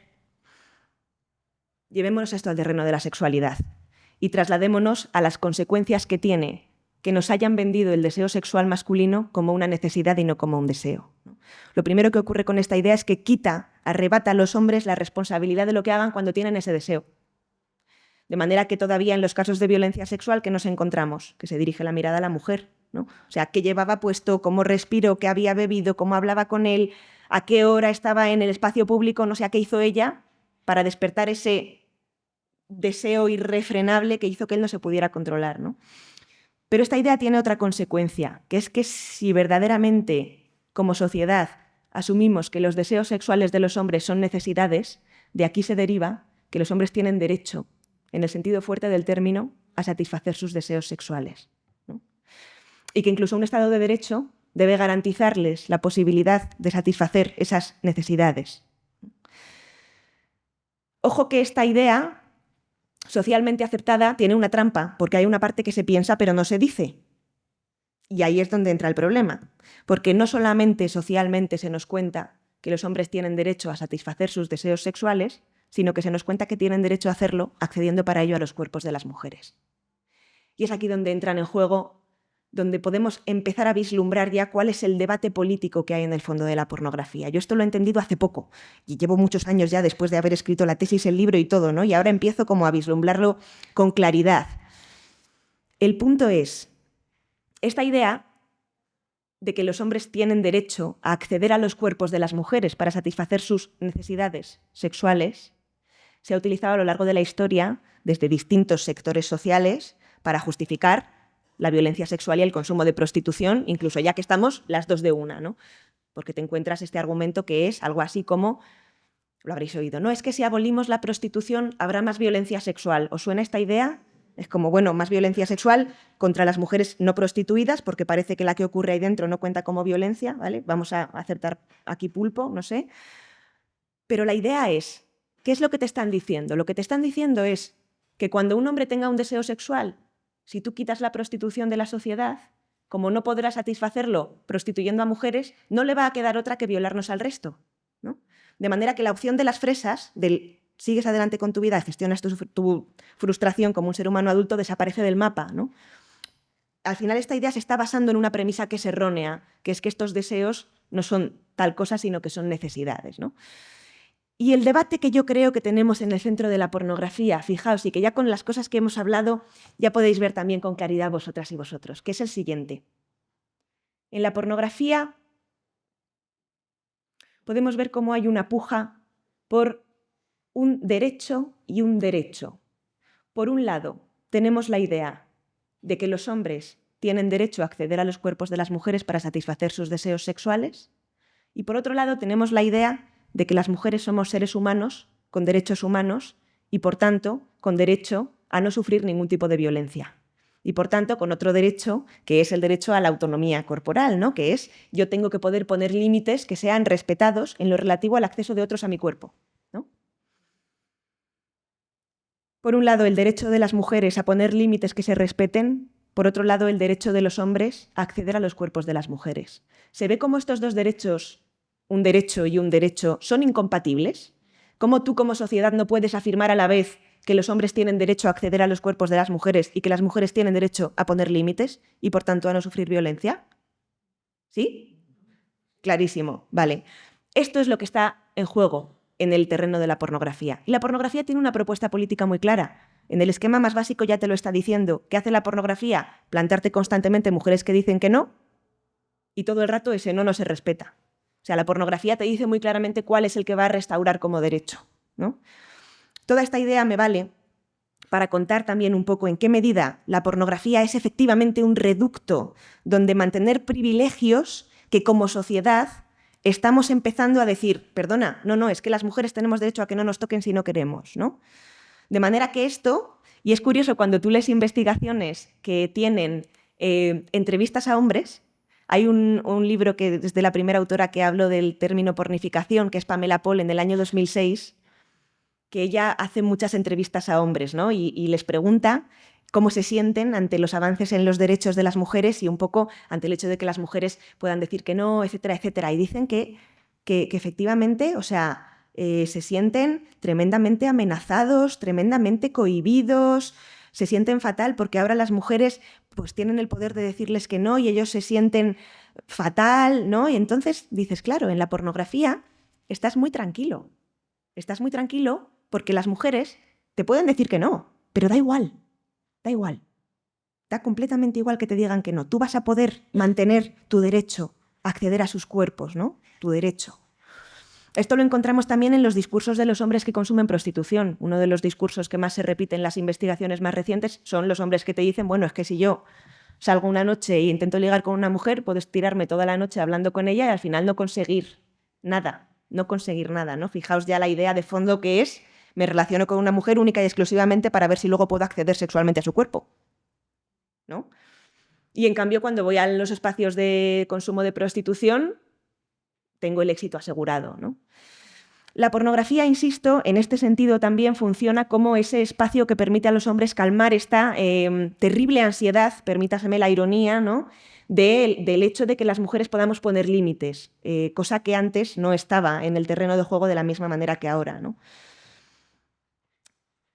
Y lo último que he apuntado de las cosas que planteabas es el tema de las hermanas. ¿Qué está pasando? Fijaos, los títulos, a ver si me acuerdo, del segundo, tercer, cuarto y quinto vídeo más vistos cuando yo hice la investigación eran algo así como, tiro de memoria, hacer a mi hermanita venirse para que ella quiera más, jugando un juego con hermana caliente, algo de mi hermanastra y sus amigas y otro en el que también aparecía la palabra hermana, ¿no? No recuerdo cómo exactamente. Segundo, tercer, cuarto y quinto vídeo más vistos. ¿Qué es lo que está pasando aquí, no? Lo que está pasando es algo que es muy habitual en la pornografía.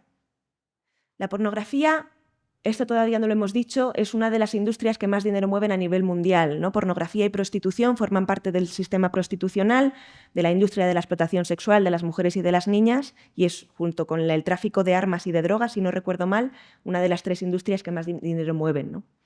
La pornografía, por tanto, tiene 2 funciones principales. Una es conseguir consumidores nuevos, y eso lo hacen apareciéndote a los 8 años en la Xbox, por ejemplo. Y otra es mantener a quienes ya consumen consumiendo, ¿no? Tienes que darles cosas que les hagan seguir consumiendo y ser consumidores habituales, ¿no?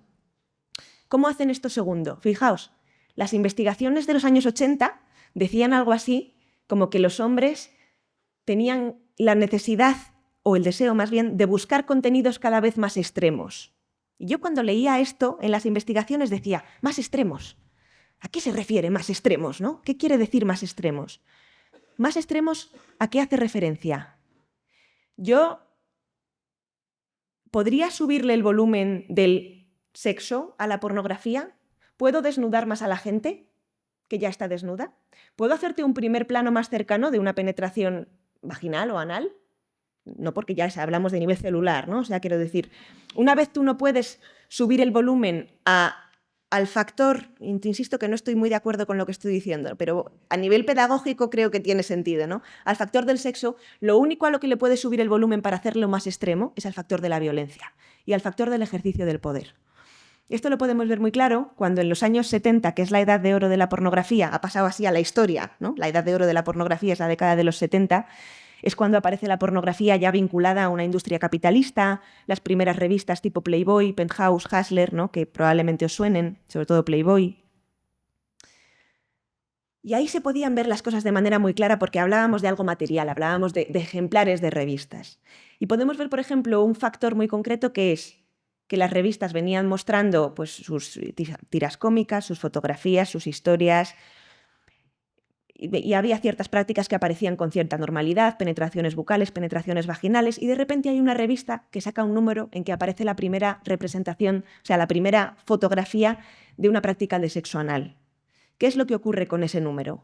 Que se agota literalmente en tiempo récord, tienen que reimprimirlo, no dan abasto porque todos los hombres acuden en masa a comprar ese número porque saben que ahí sale el sexo anal y entonces esto es lo que quieren ver ahora. ¿Qué hace el resto de revistas que son competencia? Sacar lo mismo, sacar sexo anal, ¿no? Bien. ¿Qué es lo que pasa con la pornografía a día de hoy? Algo muy similar, que es lo siguiente. De repente hay un vídeo que muestra algún tipo de práctica, algún tipo de violencia, algún tipo de ejercicio del poder concreto que hasta entonces no había sido mostrado en la pornografía. Podemos decir cruza un límite, ¿no? Que antes no había estado cruzado. Un límite que no es precisamente relativo a la sexualidad, sino relativo a la violencia. ¿Qué es lo que ocurre con ese vídeo? Que sube el número de visualizaciones como la espuma. ¿Qué es lo que hace el resto de vídeos? Imitarlo, ¿no? ¿Qué es lo que ocurre con el término hermana? ¿Por qué los vídeos que hacían referencia a la violencia sexual intrafamiliar? No puedo evitar hacer el inciso de que sabemos que en las sociedades actuales 1 de cada 4 niñas está sufriendo violencia sexual en su infancia. 1 de cada 4 a día de hoy, España. Las asociaciones que trabajan directamente con este tipo de violencia dicen que estos casos son la punta del iceberg, que de los casos totales conocemos en torno a un 20%, 25%, según a quien preguntes, ¿vale? ¿Qué es lo que ocurre cuando de pronto en la pornografía todos los vídeos más vistos, los 10 primeros vídeos más vistos, quitando el primero, tienen en el título la hermana, la hijastra, la hermanastra, el no sé qué? Lo que está ocurriendo es que de pronto hay un vídeo que ha mostrado eso. Los hombres han ido a clicar en masa en ese vídeo y el resto de vídeos ¿qué han hecho? Cambiar el nombre. ¿Para qué? Para conseguir que los hombres clicaran más ahí. ¿Lo han conseguido? Sí. Entonces podemos decir que en la pornografía hay como oleadas de algún tipo de práctica violenta o de ejercicio del poder concreto que hasta entonces no había salido, que van como convirtiéndose, entre comillas, en la moda, podemos decir algo así, para que nos entendamos, ¿vale? Esto es un poco lo que estaba pasando en ese momento con el término de hermanas. Y yo creo que de todas las cosas que has dicho, estas son las ideas que has ido apuntando. A mí me llama la atención la dicotomía que se nos produce al público en general. Yo creo que sí, hicimos una encuesta en esta sala sobre la realidad y los datos. Y uno de los temas donde a mí me parece que se produce es precisamente en los datos sobre violencia sexual intrafamiliar. yo creo que de esta sala prácticamente todo el público conoce, pues, ser el último informe de no sé qué organización o de hace 10 años, pero más o menos que es una constante, que una gran mayoría de mujeres en la infancia sufren algún tipo de abuso o violencia sexual, que es una constante en nuestra vida y que la mayor parte de las ocasiones, cuando se produce antes de los 17 años, es en el seno de la familia o en el entorno más cercano, es decir, bien en la formación, o sea, hombres que son responsables de tu seguridad, ¿no? Si hacemos aquí una encuesta, bueno, lamentablemente no hay mucha gente joven en esta sala. Estos temas es verdad que nos importan a las personas ya de más de cierta edad, cuando lo ideal sería que hubiese adolescentes, ¿no? Hablando de estas cuestiones. Pero si hacemos aquí una encuesta a todas las personas, hombres y mujeres, que tengan descendencia y que tengan una descendencia mixta, es decir, que tengan como mínimo un hijo y una hija, yo apostaría que si se pone en la casilla de la pregunta de al lado, ¿cree usted posible que en su casa su hijo varón ha violado a su hija mientras usted estaba, por ejemplo, durmiendo o viendo la televisión? Todas las personas ponemos que no. Esta dicotomía, bueno, pero en general no hay esa conciencia de la realidad. No la hay. Y este tipo de datos nos lo pone enfrente. O sea, si esto se busca es porque en realidad representa una realidad que sí existe, ¿no? Como el hecho de la sexualización de las niñas o lo que comentábamos antes. Entonces, si vemos qué enseña la pornografía, pues está saliendo la erotización del dolor, de la humillación, de la tortura, del sufrimiento, el entendimiento de la falta de deseo de las mujeres, el abuso sexual de niñas, alimentar o promover o legitimar el uso de la prostitución e influir en el desarrollo de las personas jóvenes en su acceso a lo que deben entender que son las relaciones sexuales. Entonces, en tu desarrollo como investigadora, hay artículos de 2018 donde hablas de pornografía hegemónica. Háblanos de ese salto intelectual. ¡Qué tiempos! ¡Qué tiempos! Lo de pornografía hegemónica es una cosa que ya no utilizo, pero igual que no utilizo masculinidad hegemónica. Y aquí hay un motivo muy concreto. Cuando tú empiezas a investigar en un tema, pues muchas veces en un tema que es como la pornografía, algo socialmente aceptado. Yo he crecido con hombres que consumían pornografía a mi alrededor. La pornografía era algo que estaba ahí, que estaba bien, de lo que ellos presumían. Entonces, de repente, dar el salto a decir, aquí hay un problema. No te sientes muy legitimada para hacerlo, ¿no? Entonces, yo en un primer momento, utilizar el término pornografía hegemónica me permitía estar más tranquila, porque de alguna manera es como el no todo pornografía, no todo men, ¿no? O sea, es como, no, pero no es que yo esté en contra de toda la pornografía, solamente de la mala. Claro. Pasan los años, sigues investigando y dices, bueno, vamos a ver, ¿qué es lo que estoy intentando salvar? ¿Y a quién? ¿Y de qué? ¿No? Pues un poco como con el tema de la masculinidad hegemónica. La palabra hegemonía hace referencia a la posición de poder en un sistema desigual. La masculinidad es hegemónica por definición. Si es que vale para eso, lo hemos dicho. Consiste en hacer así. O sea, puede haber una masculinidad no hegemónica que por definición no te cuadra, ¿no? O sea, podemos decir que dentro de la hegemonía de la masculinidad hay distintas maneras de ejercer esa hegemonía. Pero es hegemónica por definición, ¿no? Pues consiste en esto. La pornografía es igual. La pornografía en un sistema patriarcal es un discurso hegemónico. Es un discurso socialmente aceptado, avalado como sexo, etcétera, etcétera. ¿Qué es lo que ocurre con lo de poner el término hegemónico?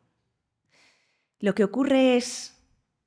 Fijaos, esto me retrotrae a otra cosa que creo que iba a salir más adelante, pero la voy a sacar ahora porque creo que viene muy a cuento, que es esta idea de... Claro, una cosa que si no la sacamos ahora iba a salir en algún momento es qué pasa con la pornografía feminista. Yo creo que este es el momento fabuloso para abrir el melón, ¿no? Yo a veces cuando digo pornografía feminista se me atraganta algo por aquí dentro, me entra la tos, ¿no? Pornografía feminista es uno de estos oxímorons con los que convivimos a día de hoy. Y esto podemos saberlo por distintas cuestiones, pero para mí una de las más ilustrativas es ¿cuándo y por qué? Estas son las preguntas que se hace el feminismo, ¿no? ¿Cuándo y por qué aparece la idea de que la solución a todos estos problemas es hacer una pornografía feminista. Fijaos, esto ocurre en la década de los años 80, en Estados Unidos. En la década de los años 80 en Estados Unidos tenemos que mirar primero para atrás, al pasado, y entonces nos damos cuenta de que tenemos una revolución sexual en los años 60, que es más bien un timo para las mujeres, porque lo que acaba ocurriendo es que las mujeres, y esto luego lo desarrollamos, pero pasan así en formato titular, de no poder decir que sí a las relaciones sexuales a no poder decir que no. Para mí esta es la frase que lo resume todo. Es como pasas de no poder decir que sí al sexo porque no tienes sexualidad a no poder decir que no porque tu sexualidad tiene que consistir en decir que sí siempre a todo, ¿no? Y esa es la libertad sexual, por lo que sea. La nuestra. La nuestra, correcto. Eso es, la libertad sexual para las mujeres consiste en decir que sí siempre a todo. Vale, sí, efectivamente.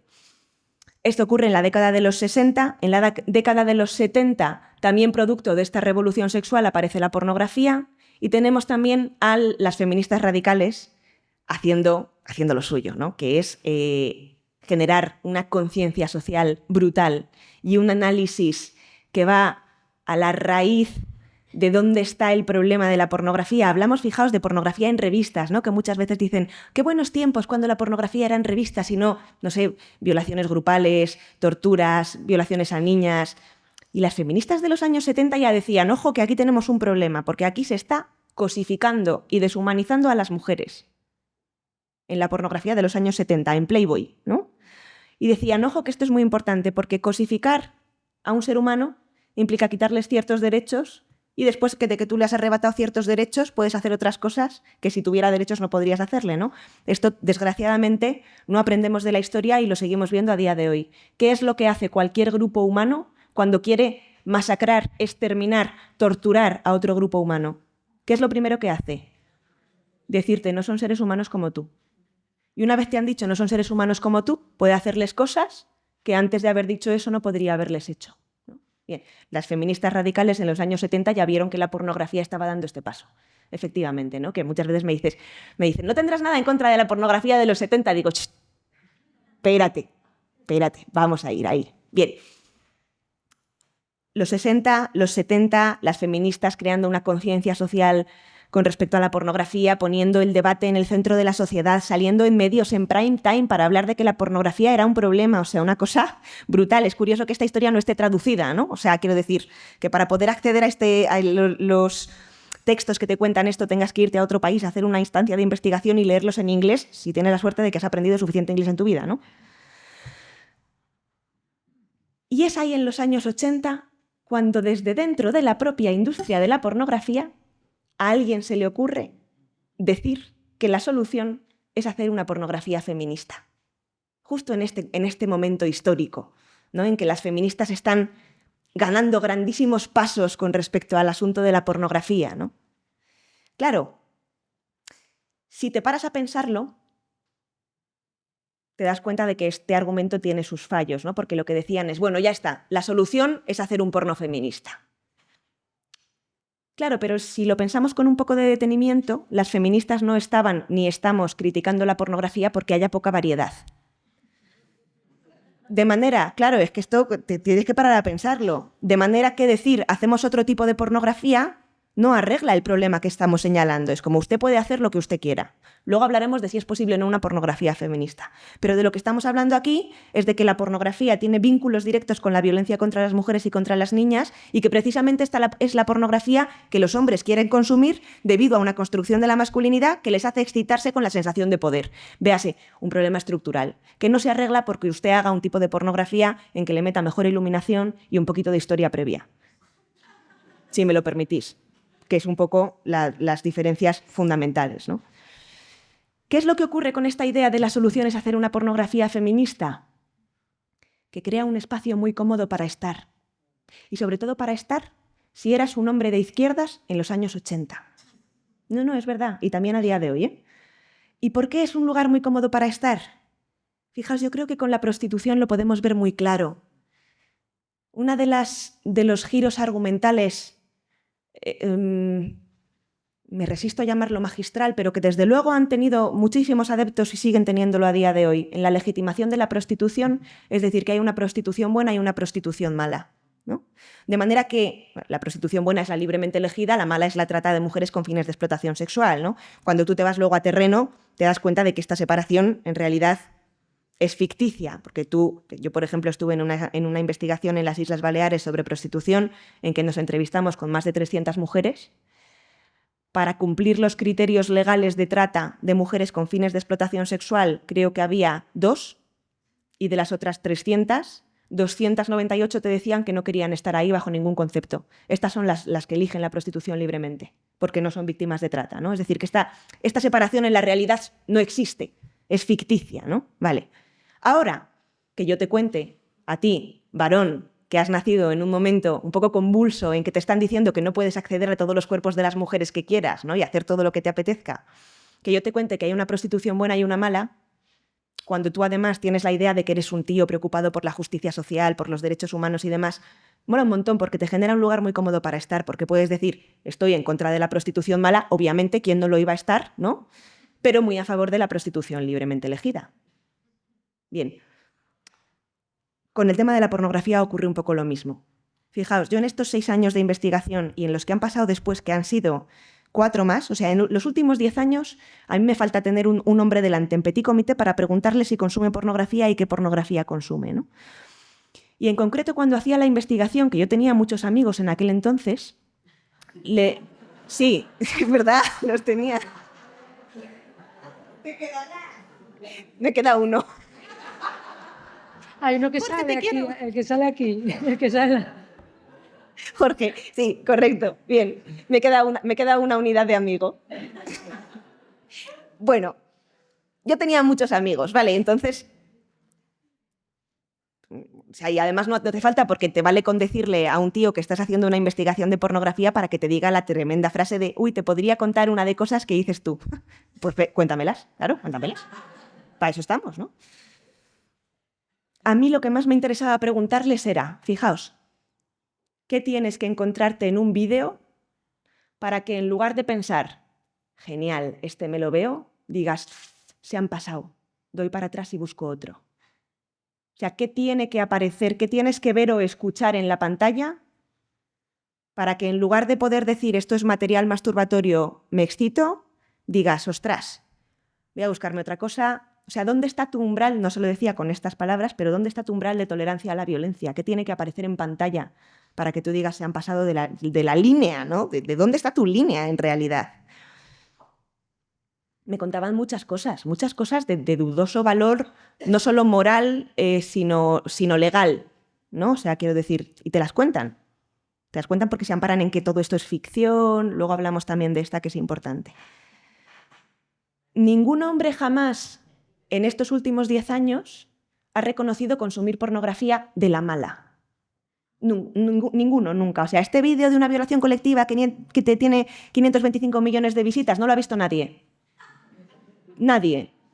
Es curioso que todos los hombres están completamente convencidos, todos los hombres que consumen pornografía, o la inmensa mayoría de ellos, están completamente convencidos de que consumen pornografía de la buena, que yo todavía insisto que no la he encontrado, ¿no? Esto es lo que permite la distinción, la creación de la idea de que hay una pornografía feminista, una pornografía ética, una pornografía buena, exenta de patriarcado, de explotación, de violencia, de desigualdad, etcétera, etcétera. Lo que permite es que los hombres que ven pornografía, y sabemos cuál es la pornografía que ven porque es la pornografía más vista, te digan, y todos ellos se sientan legitimados en su consumo porque ninguno ve pornografía de la mala. Como quien consume prostitución, que te dice que siempre son mujeres libres, ¿no? O sea, ninguna no quiere estar ahí en realidad. Todo esto viene del término hegemónica. Que yo es que además le doy habéis visto que he hecho un recorrido importante, ¿no? Claro.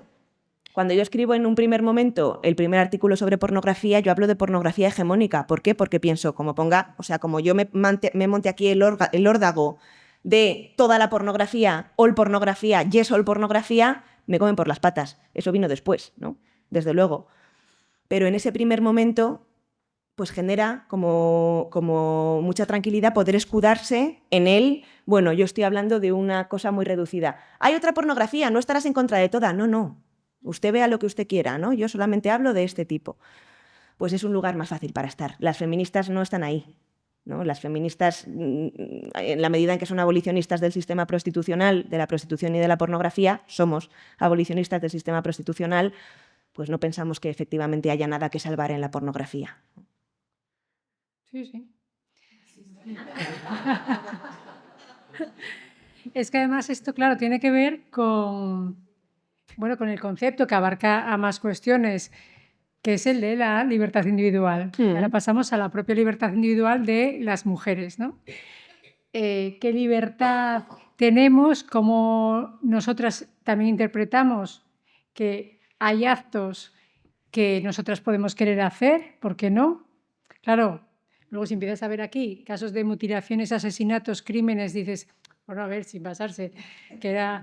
Pero, y la generalización, porque además, como un elemento también de la reacción del tiempo también que estamos viviendo, el avance del neoliberalismo, su absoluto predominio, cómo en el avance del discurso y del análisis feminista también va avanzando la generalización de estas nuevas formas de expresión dícese que de relaciones sexuales, que yo coincido con Mónica, que no tienen que ver con la sexualidad, sino con otras cuestiones, ¿no? Porque las mujeres también podemos erotizar, por una cuestión cultural, la opresión o la humillación o ciertas conductas que son degradantes como formas de libertad, porque está así en la construcción social.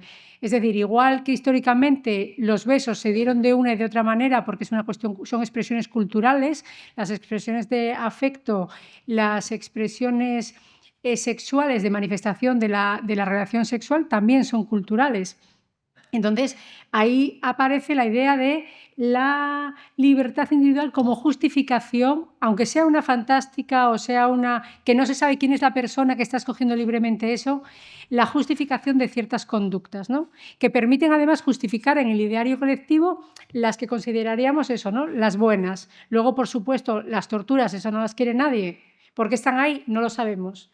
Pero el hecho es que tenemos un ideario en el que se podrían admitir ciertas conductas porque son inocentes o no causan un perjuicio, aunque está sobradamente estudiado que causan un perjuicio. Sin embargo, en las sociedades democráticas actuales, cualquier cosa que tuviese por un objetivo final acabar con el mantenimiento de esas prácticas y de su uso, generalización y distribución, sería tildado automáticamente de censura. Esa es otra. Bueno, y entonces podemos hablar de otra cuestión también de actualidad, la distinción entre consentimiento y deseo. Estás abriendo melones de 3 en 3. Sí. Venga. Vamos a ir al primer melón. Está todo relacionado. Sí, está todo relacionado. El primer melón, me he hecho además aquí un esquema que, a ver, para seguirlo bien. ¿Qué ocurre con este temón que es que todo el rato, esto es muy habitual, yo cada vez que hago una conferencia, lo suelen plantear hombres además, por lo que sea. No, pero es que las mujeres son las que piden a los hombres que las cojan del cuello, que las tiren del pelo, que les den azotes, que las asfixien, que las... Son ellas las que lo quieren. Y dices tú, bueno, vamos a analizar esto con un poco más de calma. Yo he apuntado aquí 3 puntos desde los que podemos analizar esto, ¿no? ¿Qué es lo que ocurre para que todas las prácticas o una gran parte de las prácticas de violencia que se dan en el terreno de la sexualidad, o a mí me gusta más para conceptualizar un poquito más fino, todas las prácticas de violencia que se dan con una erección masculina de por medio? Porque yo me niego a llamar sexualidad a cosas que no lo son, ¿no? Creo que tenemos que ser finas con el vocabulario y con el lenguaje. ¿Por qué constantemente se nos hace referencia a que las mujeres lo han consentido o incluso lo han deseado? ¿No? ¿Y qué es lo que tenemos que decir aquí? Lo primero que tenemos que hacer, ahora ya sí que sí, es irnos al tema a los años 60. Hay un cambio de paradigma en el terreno de la sexualidad a raíz de la revolución sexual, ¿no? Y ese cambio de paradigma consiste, yo diría que en 2 cosas principales. La primera es que el concepto de libertad sexual que defienden los hombres consiste en... O sea, los hombres que son los grandes teóricos e ideólogos de la revolución sexual dicen, hombre, la libertad sexual consiste en que nosotros podamos follar con todas las mujeres que queramos, siempre que queramos y haciendo cualquier cosa que queramos, ¿no? Este es el concepto de libertad sexual que luego triunfa y se queda para la posteridad. De ahí que lo que queda para las mujeres, porque claro, si los hombres dicen la liberación sexual es que yo puedo hacer todo lo que quiera con todas las que quiera, ¿qué libertad sexual les queda a las mujeres? decir que sí siempre a todo, ¿no? Que es un poco lo que decíamos antes. Aquí es donde se recompone el puzzle. Parte de esa idea de libertad sexual masculina, ¿no? Y lo segundo es que las mujeres feministas en la revolución sexual, que también estaban ahí, estaban teniendo una reivindicación principal que era clarísima. Fijaos, ellas decían: queremos dejar de ser únicamente objetos para el deseo ajeno y queremos pasar a ser sujetos con deseo propio, ¿no? Esta era la reivindicación central de las feministas de la revolución sexual. ¿Qué es lo que ocurrió después de la revolución sexual? Y la pornografía tuvo mucho que ver en esto. Lo que ocurrió fue que la idea que se asumió fue: hombre, claro que las mujeres podéis tener un deseo sexual enorme, muy concreto, que es el deseo de satisfacer todos los deseos de los hombres. No, fuera de coña. O sea, esto es verídico, ¿no? Es verdad que muchas veces cuando le pones palabras tan claras dices: ¡joder, cómo es posible! Sí, es así, es verídico. Lo podemos ver muy claro en la pornografía. ¿Qué ocurre, por ejemplo, con la película masivamente consumida, la primera película pornográfica masivamente consumida, que es Garganta Profunda? Que, por cierto, experimento sociológico, ¿cuánta gente ha oído hablar de la película Garganta Profunda? ¿Manos arriba? ¿Cuánta gente sabe que es una filmación de una violación en condiciones de esclavitud sexual, tortura? Fijaos, incluso en una... Es tremendo. Es tremendo. ¿De qué va la película Garganta Profunda, la primera película masivamente consumida? Va de una mujer que descubre curiosamente, por lo que sea, ella no tiene orgasmos vaginales. Por lo que sea. ¿Qué es lo que ocurre? Que va al médico y el médico descubre que ella lo que le ocurre es un curiosísimo problema anatómico consistente en que tiene el clítoris en la garganta, ¿no? Y que no, es así, que por tanto lo que ella tiene que hacer para conseguir alcanzar su liberación sexual y su placer sexual es hacer felaciones a los hombres. Porque está muy atrás el clítoris, muy atrás, sí. no está justo, no. Claro.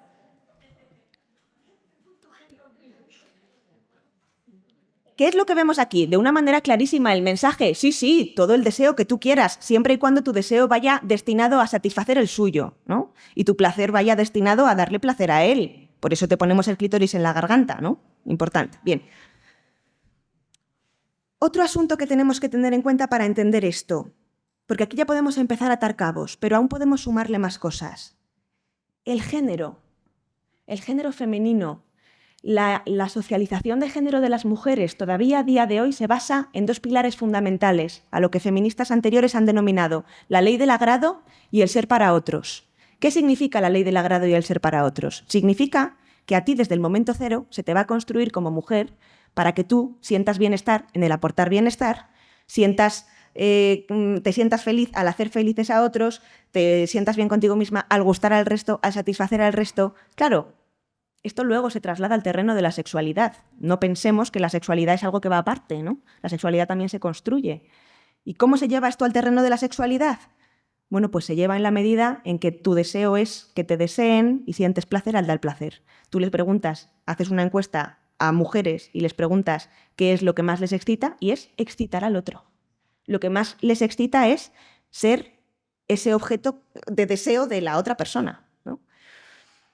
Claro, de esta socialización de género en la ley del agrado y el ser para otros, a que tú aprendas a erotizar tu propia subordinación, porque sabes qué es lo que les está excitando a ellos, hay un paso muy pequeñito. Porque las mujeres ya hemos aprendido previamente a sentir bienestar al dar bienestar a otros, aunque para ello tengamos que hacer cosas que van contra nuestra autonomía personal, contra nuestros derechos básicos. Lo principal es el dar bienestar al otro. En la sexualidad va a ocurrir lo mismo. Si mi deseo se construye en el ser deseada por ti y mi placer en el darte placer a ti, cualquier cosa que a ti te dé placer, yo voy a aprender a obtener placer de ello, ¿no? Esto no es nuevo, en realidad. Esto ya estaba Freud diciendo, el tema de que las mujeres éramos masoquistas por naturaleza, ¿no? O sea, quiero decir que hay unos ideólogos de toda esta teoría desde mucho antes de que estuviéramos aquí ninguna de nosotras. Bueno, no se puede desligar del tema del abuso sexual en la infancia. Correcto. Que también está estudiado las consecuencias que en el desarrollo de la sexualidad de una niña cuando luego es mujer, qué consecuencias sexuales en su propio diario de la sexualidad y del sufrimiento, etcétera, la búsqueda del cariño. Bueno, todo eso también está estudiado. Sí. Quiero decir que si 7 de cada 10 mujeres sufren abuso sexual en la infancia y el abuso sexual en la infancia determina tu cómo te enfrentas a la sexualidad, al deseo propio y al ajeno y al placer propio y ajeno, naturalmente tiene consecuencias prácticas en el desarrollo de este tipo de sexualidad. Sí. Este era el otro pilar un poco, ¿no? El haber crecido normalizando ciertos tipos, conviviendo con ciertos tipos de violencia sexual, que son el abuso sexual infantil, pero el vivir en una sociedad en que, igual que a ellos les están diciendo tú estás aquí, a nosotras nos están diciendo tú estás aquí, ¿no? Todo el rato. ¿Qué es lo que ocurre cuando las mujeres se encuentran con la pornografía? La pornografía les va a decir un mensaje que yo no puedo no calificar de terrorismo sexual, que es, tú puedes decir que no, pero lo que te ocurre cuando dices que no e intentas mantener tus límites, en la pornografía está muy claro, es mucho peor que lo que te ocurre cuando dices que no y luego acabas diciendo, venga, vale. Y eso todavía es mucho peor que lo que te ocurre cuando de buenas a primeras dices, sí. La pornografía está diciendo a las mujeres masivamente que lo que les conviene es decir que sí siempre a todo. Porque el mensaje que les está dando es, tus límites nunca se van a respetar. Entonces casi te conviene no poner mucha resistencia, porque cuanta más resistencia pongas, eso no va a garantizar que tú salgas con éxito de esta situación.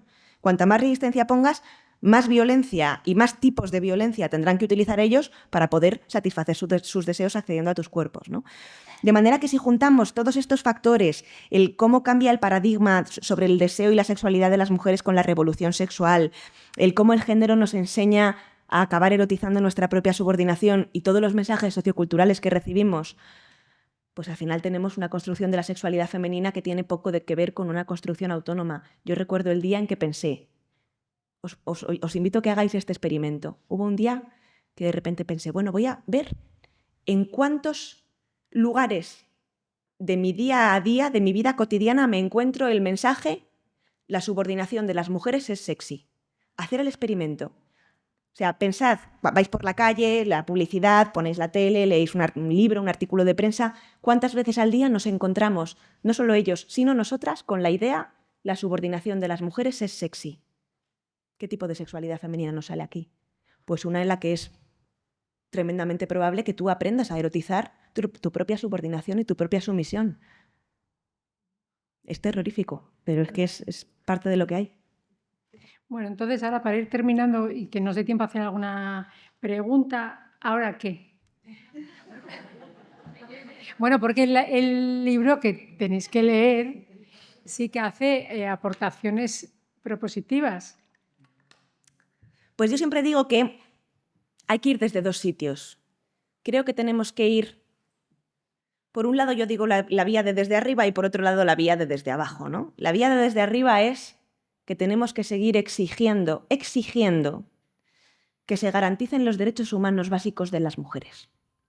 Y garantizar los derechos humanos básicos de las mujeres pasa por construir sociedades en que la pornografía deje de existir. Es decir, es imprescindible que sigamos saliendo a las calles, que nos falte tener un micro delante para decir que queremos una ley orgánica abolicionista del sistema prostitucional que incluya pornografía y prostitución, que esto tiene que ser un acuerdo que sea internacional, que vaya más allá del propio derecho del Estado español, que tiene que haber acuerdos a otros niveles porque la violencia que sufren las mujeres y las niñas en la pornografía no entiende de este tipo de fronteras entre países, ¿no? Yo creo que esto es lo primero que tenemos que hacer. Voy a hacer un inciso por... cuando estamos pensando en abolir o prohibir, que a veces también es pues un complejo de la izquierda, no querer prohibir nada por principio. Podemos pensar en las comparaciones odiosas entre la protección de la integridad, los derechos de las mujeres y otros.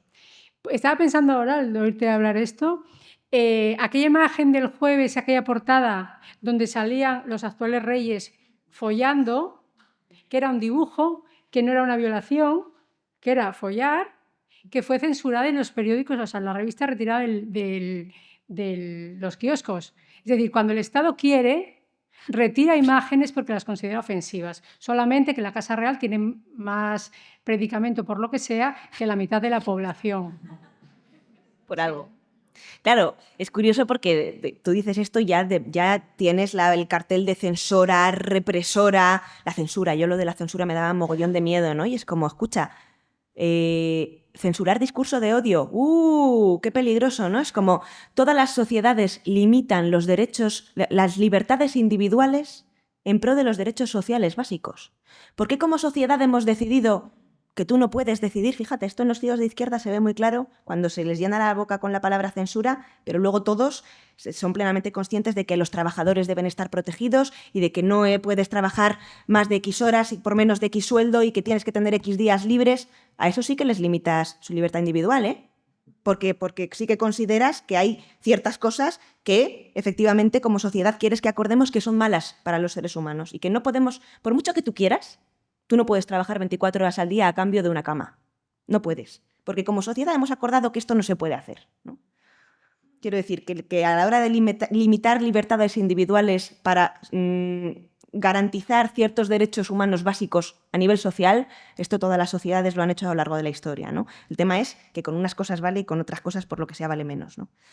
Esta es un poco la vía que creo que hay que ir desde arriba, que es el exigir efectivamente este tipo de medidas. Y luego hay otra vía que es desde abajo, que a mí cada vez me cuesta más decirlo, que es el tema de la educación. Me cuesta decirlo porque la educación tiene un problema que es que va a largo plazo. Y por el camino están pasando muchas cosas. Y a mí me deja muy desolada esta realidad. Pero sí que creo firmemente que el día en que consigamos que los chavales de 12, 15, 16 años se encuentren con la pornografía y en lugar de tener una erección se les revuelvan las tripas como se me revolvían a mí, ahí hemos ganado una gran parte de la batalla. ¿Y cómo se hace esto? Se hace educando para la igualdad. La coeducación, que la hemos dejado detrás como si fuera algo que también tenemos superado. Una educación para la igualdad es lo que va a permitir que los hombres desarrollen su empatía hacia las mujeres. ¿Por qué? Porque las vean como sus iguales, ¿no? Y entonces, cuando se encuentren la pornografía, no puedan no sufrir con el sufrimiento de las mujeres. O sea, a mí me parece que es un puzzle que cuadra. ¿Veis el puzzle? Que cuadra bien. Es como en la medida en que eduquemos para la igualdad y sobre todo eduquemos a los hombres para ver en las mujeres a sus iguales, esta batalla la vamos a ir ganando. Yo creo firmemente en esto. Lo que pasa es que es verdad que es una solución que me parece que tiene sus fallos en la medida en que es, pues eso, muy a largo plazo y que por el camino siguen pasando cosas, ¿no? Y luego hay otras vías alternativas que lo único es que no se pueden decir con un micrófono encima de una mesa. Muy bien. Esas luego. Muy bien. Oye, pues muchas gracias, Mónica. La verdad ha sido maravilloso. El nivel de condensación de tantísima información y de tantísimo pensamiento que no deja de ser un avance en el pensamiento teórico feminista español. Muchas gracias. Muchísimas gracias.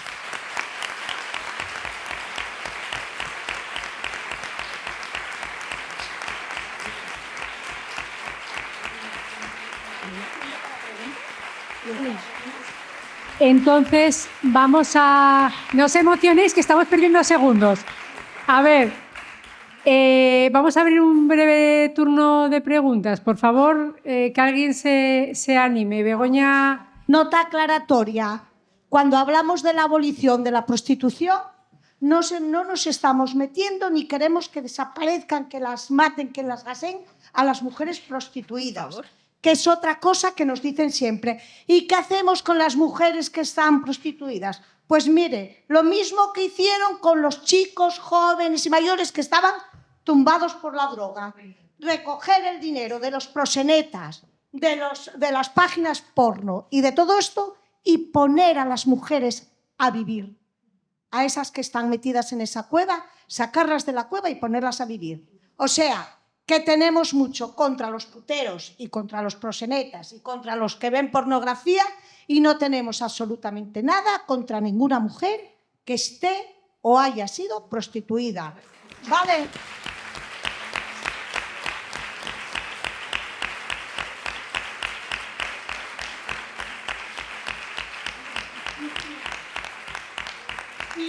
Y a ver, ¿quién se anima a preguntar? Pero habíamos hablado de otra... Levantar la mano que yo os veo, ¿eh? Otra cosa que habías dicho, y luego vamos a hablar de esto que cuando nos dicen queremos prohibir, no hay que tener miedo a prohibir, que trabajen los niños y las niñas de 5, 8, 10 años, no tuvimos miedo a prohibirlo, porque lo había que hacer. Los toros también los vamos a prohibir. Nos está... No hay que tener miedo a la palabra prohibir. Lo que está mal lo hay que prohibir. ¿vale? Pues no hay que tener miedo. Exactamente. Por lo menos. Ya iremos haciendo listas, ahora vamos por rapta. Pero habíamos hablado, otra cosa que nos dicen siempre, antes de levantar la mano, que si no... Nos dicen siempre, es que la pornografía es filmado, tú lo ves ficción. y luego no lo repites. Hombre, la son ficción. Artistas. Sí, artistas. Son artistas que hacen eso. A ver, A mí lo de la ficción, contesta. lo de la ficción me... La palabra.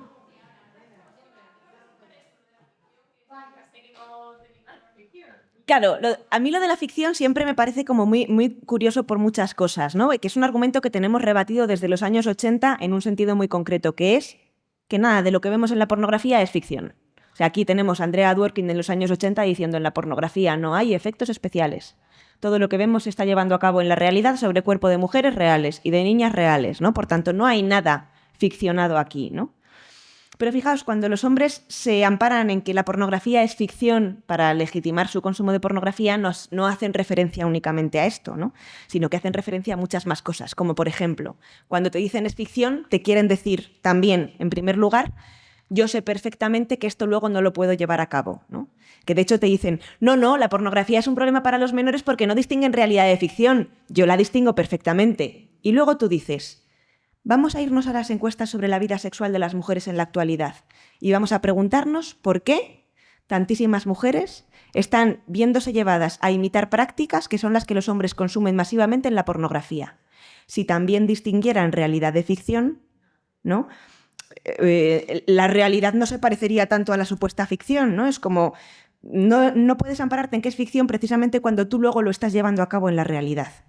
¿No? Esto es como la siguiente idea. Y aún podemos decir otra idea que es, a mí me hace mucha gracia cuando dicen, están tan empeñados en que es ficción, porque es como, yo no tengo que defender que comerme un tomate es ficción porque no hay nada malo en comerse un tomate, ¿no? O sea, este empeño en es ficción, porque sabes que ahí hay algo que del todo bien no está, ¿no? Por eso tienes tantísimas ganas de dejar claro que esto no está ocurriendo en la realidad, ¿no? De manera que para mí hay una pregunta que es como, bueno, si sabes que esto no está bien, ¿por qué quieres verlo? ¿No? ¿Y por qué te parece que sí que es legítimo hacérselo a un cierto reducto de personas, de seres humanos, que son estas mujeres que aparecen en la pornografía, si tú mismo sabes que esto no está bien? Y luego el último sentido en que te dicen que es ficción es en el sentido de fantasía, ¿no? Es como, no, es que estas son las fantasías sexuales masculinas, sexuales. Yo digo que son más bien fantasías de poder, ¿no? Pero bueno... Claro, que ahí la siguiente pregunta también yo creo que es obligatoria. Es como, ¿queremos que la mitad de la población pueda efectivamente tener la fantasía de infligir daño, malestar, humillar, torturar, violar a la otra mitad de la población? ¿Y queremos que además precisamente el grupo que ejerce esta violencia y que el entrenamiento para ejercerla es aprender a excitarse ejerciéndola, puedan ser entrenados en la masturbación con la visualización de la pornografía, en lo que luego van a aprender? O sea, es como, ¿se ve aquí la relación? Las feministas de los 70 decían muy claro, cuando los hombres niegan el vínculo entre la pornografía y la violencia sexual, es una luz de gas contra las mujeres. Es que no se puede explicar, es que la propia relación es como que tú te masturbes con violencia y que tú luego te excites ejerciendo violencia. Podemos ver que aquí hay un vínculo y que no hace falta desarrollar grandísimas investigaciones que también están hechas, pero que hay cosas que son como, ¿no? Bueno, todo esto de la ficción. Sí. Hola, amiga. No sé si oye. Sí. A ver, yo tengo dos preguntas que no sé exactamente si llamarlo preguntas, pero esto que decías de la educación como solución a largo plazo, más allá de que sea a largo plazo o no, yo le veo un problema ahora mismo, porque si queremos que los niños, lo que comentabas, de que cuando vean un vídeo se sientan mal, les provoque rechazo, como te sentiste tú al verlos, esos vídeos, la realidad es que ahora mismo se están normalizando. Al contrario, los vídeos ahora que ya son extremos, ellos ya los tienen normalizados. Yo estoy pensando en unas palabras de Marina Marroquí en varias charlas y entrevistas de niños que les llega un sticker de monta tu propio Lego y es una mujer descuartizada. Y se ríen todos. O el de una mujer a la que le sacan todas las tripas para ver cómo la penetran. Y esos niños ya lo están viendo, ya lo tienen asimilado como porno. Entonces, ¿cómo se puede como sociedad educar al contrario cuando se está colando por todos los lados lo más extremo. Eso es una de las dudas. Y la otra, o no sé si es duda o queja, es un poco que ahora mismo, en general, cuando se habla del problema de la pornografía, al final se acaba reduciendo a que son menores los involucrados y que lo ven ellos y que son generaciones que van a tener la sexualidad fatal, pero no que ya estemos viviendo con nada, que ya actualmente, y bueno, aquí ya todas sabemos que casi todas pasamos por un montón de cosas, lo nombremos, lo conceptualicemos o no, y que al final no solo se pone el foco en que sean menores, sino que se pone el foco en que esos niños, no como genérico, sino como futuros hombres, tienen la sexualidad jodida, pero no se habla de que todas esas niñas y mujeres están sufriendo y van a sufrir, y las actuales mujeres estamos ya sufriendo violencia sexual constantemente en nuestras relaciones. Y eso era todo.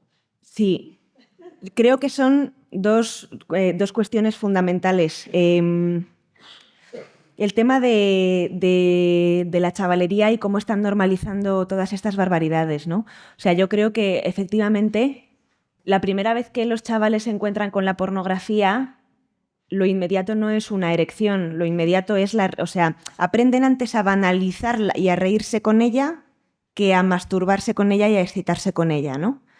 Pero claro, estamos hablando de que ahí la educación tiene que ser diferente. Yo no recuerdo muy bien dónde leí esta frase que a mí se me quedó en la cabeza y odio no acordarme, pero decía algo así como a los pequeños los educamos, a los mayores los combatimos, ¿no? Es como, yo puedo educarte desde cero cuando tú a mí me vienes como un libro en blanco y yo puedo transmitirte que las mujeres somos seres humanos y aquí va a calar, ¿no? Pero si tú ya vienes con la idea de que las mujeres no somos seres humanos y que despiezarnos es una cosa de la que puedes reírte, ahí tenemos que hacer otros tipos de trabajos. Creo que es diferente el educar desde cero, que es donde podemos empezar ya a formar la empatía y hacer ciertas cosas, que tener que desmontar cosas que ya están asentadas hasta el punto de que un niño pueda reírse con ese sticker, ¿no? Un niño o un hombre adulto, porque también ocurre, ¿no? Creo que ahí efectivamente el trabajo que hace falta es mucho mayor y creo que efectivamente es un peligro social que se esté llegando a este tipo de niveles. Bueno, lo estamos viendo. Entonces creo que ahí las medidas tienen que ser diferentes. No sé muy bien cuáles tienen que ser, pero tienen que ser diferentes, porque hablamos de dos puntos de partida diferentes, ¿no? Y el tema de problematizarlo todo en los menores. Fíjate, hayas dicho dos cosas que tienen mucha relación. La primera es, fijaos, como sociedad admitimos ciertas críticas a la pornografía siempre y cuando no sean radicales, es decir, no sean a la existencia de la pornografía en sí misma. Asumimos que es un problema cuando está filmada en condiciones de explotación, asumimos que es un problema cuando la consumen menores, asumimos que es un problema cuando salen menores en ella, pero la existencia de la pornografía para consumo de hombres libres adultos, eso no lo toques. Ahí no te metas, ¿no? ¿Por qué ocurre esto? Porque estamos conceptualizando, cuando llegamos a esos puntos, no nosotras, la pornografía como problema por lo que tiene de sexo. Cuando tú dices la pornografía es un problema para los menores, es porque estás considerando que es un discurso sexual y que los menores no están preparados para un discurso sexualmente explícito. Pero a los hombres adultos, ¿qué les vas a decir? Sexualmente, que hagan lo que quieran, ¿no? Claro. Cuando conceptualizamos la pornografía correctamente y entendemos que el problema es lo que tiene de violencia, ese argumento se cae. Es como, no consiste en proteger a los menores, consiste en que como sociedad no queremos que tenga cabida una apología de la violencia contra la mitad de la humanidad. Punto, no tiene más vuelta de hoja ni para los menores ni para los mayores, ¿no? Y el tema fijaos, llevamos desde los años 80, que han pasado 50 años, 50 años, sí. Muchos años, un montón de años, ¿vale? Son muchísimos. A mí se me ha hecho muy largo. Un montón de años de mujeres dando testimonios y pruebas de cómo han sido dañadas de manera directa o indirecta por la pornografía. Muchísimos testimonios. De repente aparecen 2 estudios que hablan por primera vez, hace muy poquitos años, de la adicción de los hombres a la pornografía y de cómo eso les puede generar problemas de erección. No. Y entonces, ahí sí, ahí hemos topado con algo fundamental. Es decir, ¿décadas diciendo que la pornografía es un problema porque genera violencia contra las mujeres? Nada, da igual. ¿Problemas de erección masculino? Ahí sí que es un problema, ¿no? O sea, como que los valores sociales quedan muy claros cuando la pornografía se ha empezado a problematizar en la medida en que nos hemos enterado, por lo que sea, de que luego los hombres pueden tener problemas de erección. Que yo pienso, si ves pornografía, lo mejor que puede ocurrir para las mujeres de tu alrededor es que tengas problemas de erección. O sea, no lo digo en broma, lo digo completamente en serio. O sea, ojalá la pornografía generase automáticamente problemas de erección, porque luego no podrías llevar a la práctica, ¿no? ¿Es verdad? Sí, lo sí. digo completamente en serio, ¿no? Como no podrías luego ejercer todo eso en las mujeres de tu entorno, ¿no? Pero claro, al final es un poco la misma idea, es como que deja muy claro dónde están los valores sociales y cómo derechos humanos básicos de las mujeres diciendo a voz en grito que nos imponen las prácticas de la pornografía versus problemas de erección, está claro dónde está el acento. Entonces yo creo que eso es Quedan dos preguntas. La primera, Yuk. Hola, Mónica. ¿Se me oye? ¿Se me oye? Acércate un poco más el micro, porfa. ¿Ahí? ¿Bien? Bueno, lo primero de todo, muchas gracias por la ponencia, pero sobre todo muchas gracias por la investigación que te has marcado, que entiendo que has tenido que soportar una cantidad de violencia que estoy convencida que te ha pasado factura, así que gracias. Y bueno, por mi parte, no es tanto una pregunta como una reflexión, porque la verdad que no lo tengo muy claro en la cabeza, pero estaba escuchando y como relacionando conceptos, ¿no? Y esta cuestión de que el segundo, tercer, cuarto, quinto vídeo sea más vistos sean aquellos que mantienen relaciones con tus hermanas, ¿no? Y un poco también sobre la base del concepto este de la pedagogía de la crueldad, etcétera, etcétera, se me ha venido, bueno, un poco la conexión con el tema del incesto, ¿no? Como un límite civilizatorio, por así decirlo, ¿no? Entonces, bueno, me gustaría mucho que pudieras darnos algún tipo de opinión, ¿no? Cómo todo esto está aquí confluyendo. A lo mejor podemos hacer la segunda, que me parece que ya es la última de Ana, y con eso terminas tú, que estamos ya sobre el reloj. Sí, que además yo me enrollo como las persianas por si no lo habéis visto todavía. Que me enrollo como las persianas por si todavía no os habéis dado cuenta. Son muchas cosas que decir. Decirte que nos encanta que te enrolles como las persianas. Qué pena que vaya pareciendo, no sé, debería ser de noche, deberíamos de seguir escuchándote. Quería volver sobre la educación. Yo en principio, además porque me dedico a la educación, soy profesora, pienso que la educación es realmente esa arma cargada del futuro, ¿no? Que decía Celaya de la poesía, pues yo de la educación. El problema está que no sé si después de oír que el vídeo más visto fue visionado por 525 millones de personas, el segundo por 80 millones, dijiste millones. Sí, millones. No dijo sí. medio millón de personas, No. 525 millones de personas. Y en esos 525 millones de personas habrá muchos profesores. Hombre. Habrá muchos profesores. Pero Entonces, y médicos, y abogados, y curas, y monitores. Yo por hablar de educación, ¿cómo vamos a educar en la igualdad cuando el gremio está infectado de desigualdad? Sí, voy a empezar por aquí, luego voy para allá.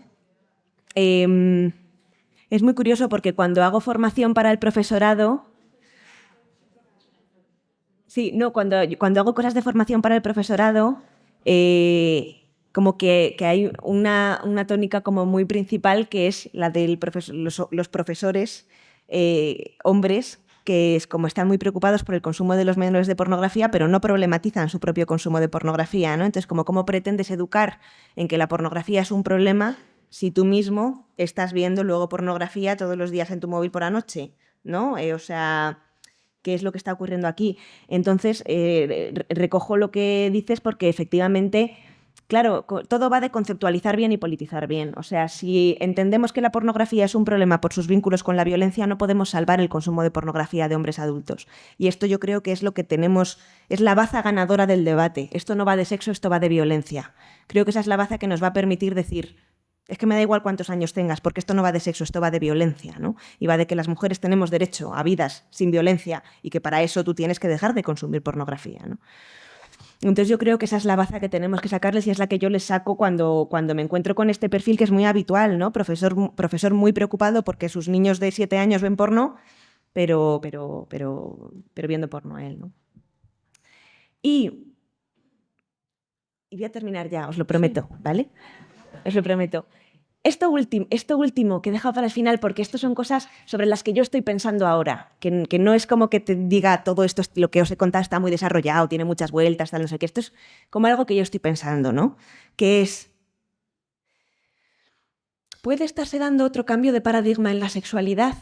Fíjate, la idea que estaba perdurando hasta ahora era este contrato sexual del que ya habló Carol Bateman, que venía a decir algo así como hay un contrato simbólico, ¿no?, por el que los hombres se reparten los bienes disponibles y entre ellos a las mujeres, ¿no? Entonces nos reparten de la siguiente manera. Dicen, una mujer para cada uno y unas pocas mujeres para todos, ¿no? Y de aquí sale la diferenciación entre mujeres públicas y mujeres privadas, cada uno tiene su esposa, pero luego tenemos un conjunto de mujeres que son de acceso público para que todos podamos acceder a ellas, que son las mujeres prostituidas, esta diferenciación con la que llevamos un tiempo conviviendo. Esto, en principio, debería estar respetando esto a lo que socialmente hemos decidido llamar el tabú del incesto, ¿no? El tema es, sabiendo que la mayoría de violencia sexual infantil se da dentro de la familia, que esas son principalmente las mujeres a las que no podías tocar, ¿no?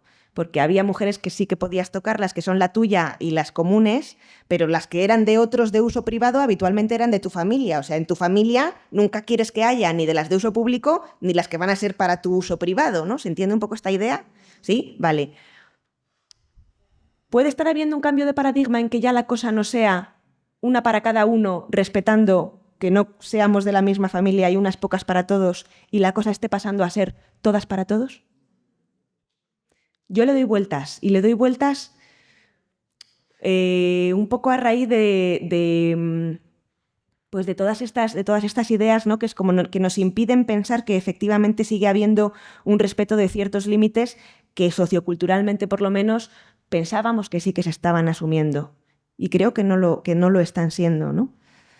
Entonces es algo a lo que yo le doy vueltas. ¿En qué medida puede estar habiendo efectivamente ese cambio? Sí, no lo tengo muy claro, pero es algo que podríamos darle vueltas y que nos permitiría entender un poco lo que planteas también.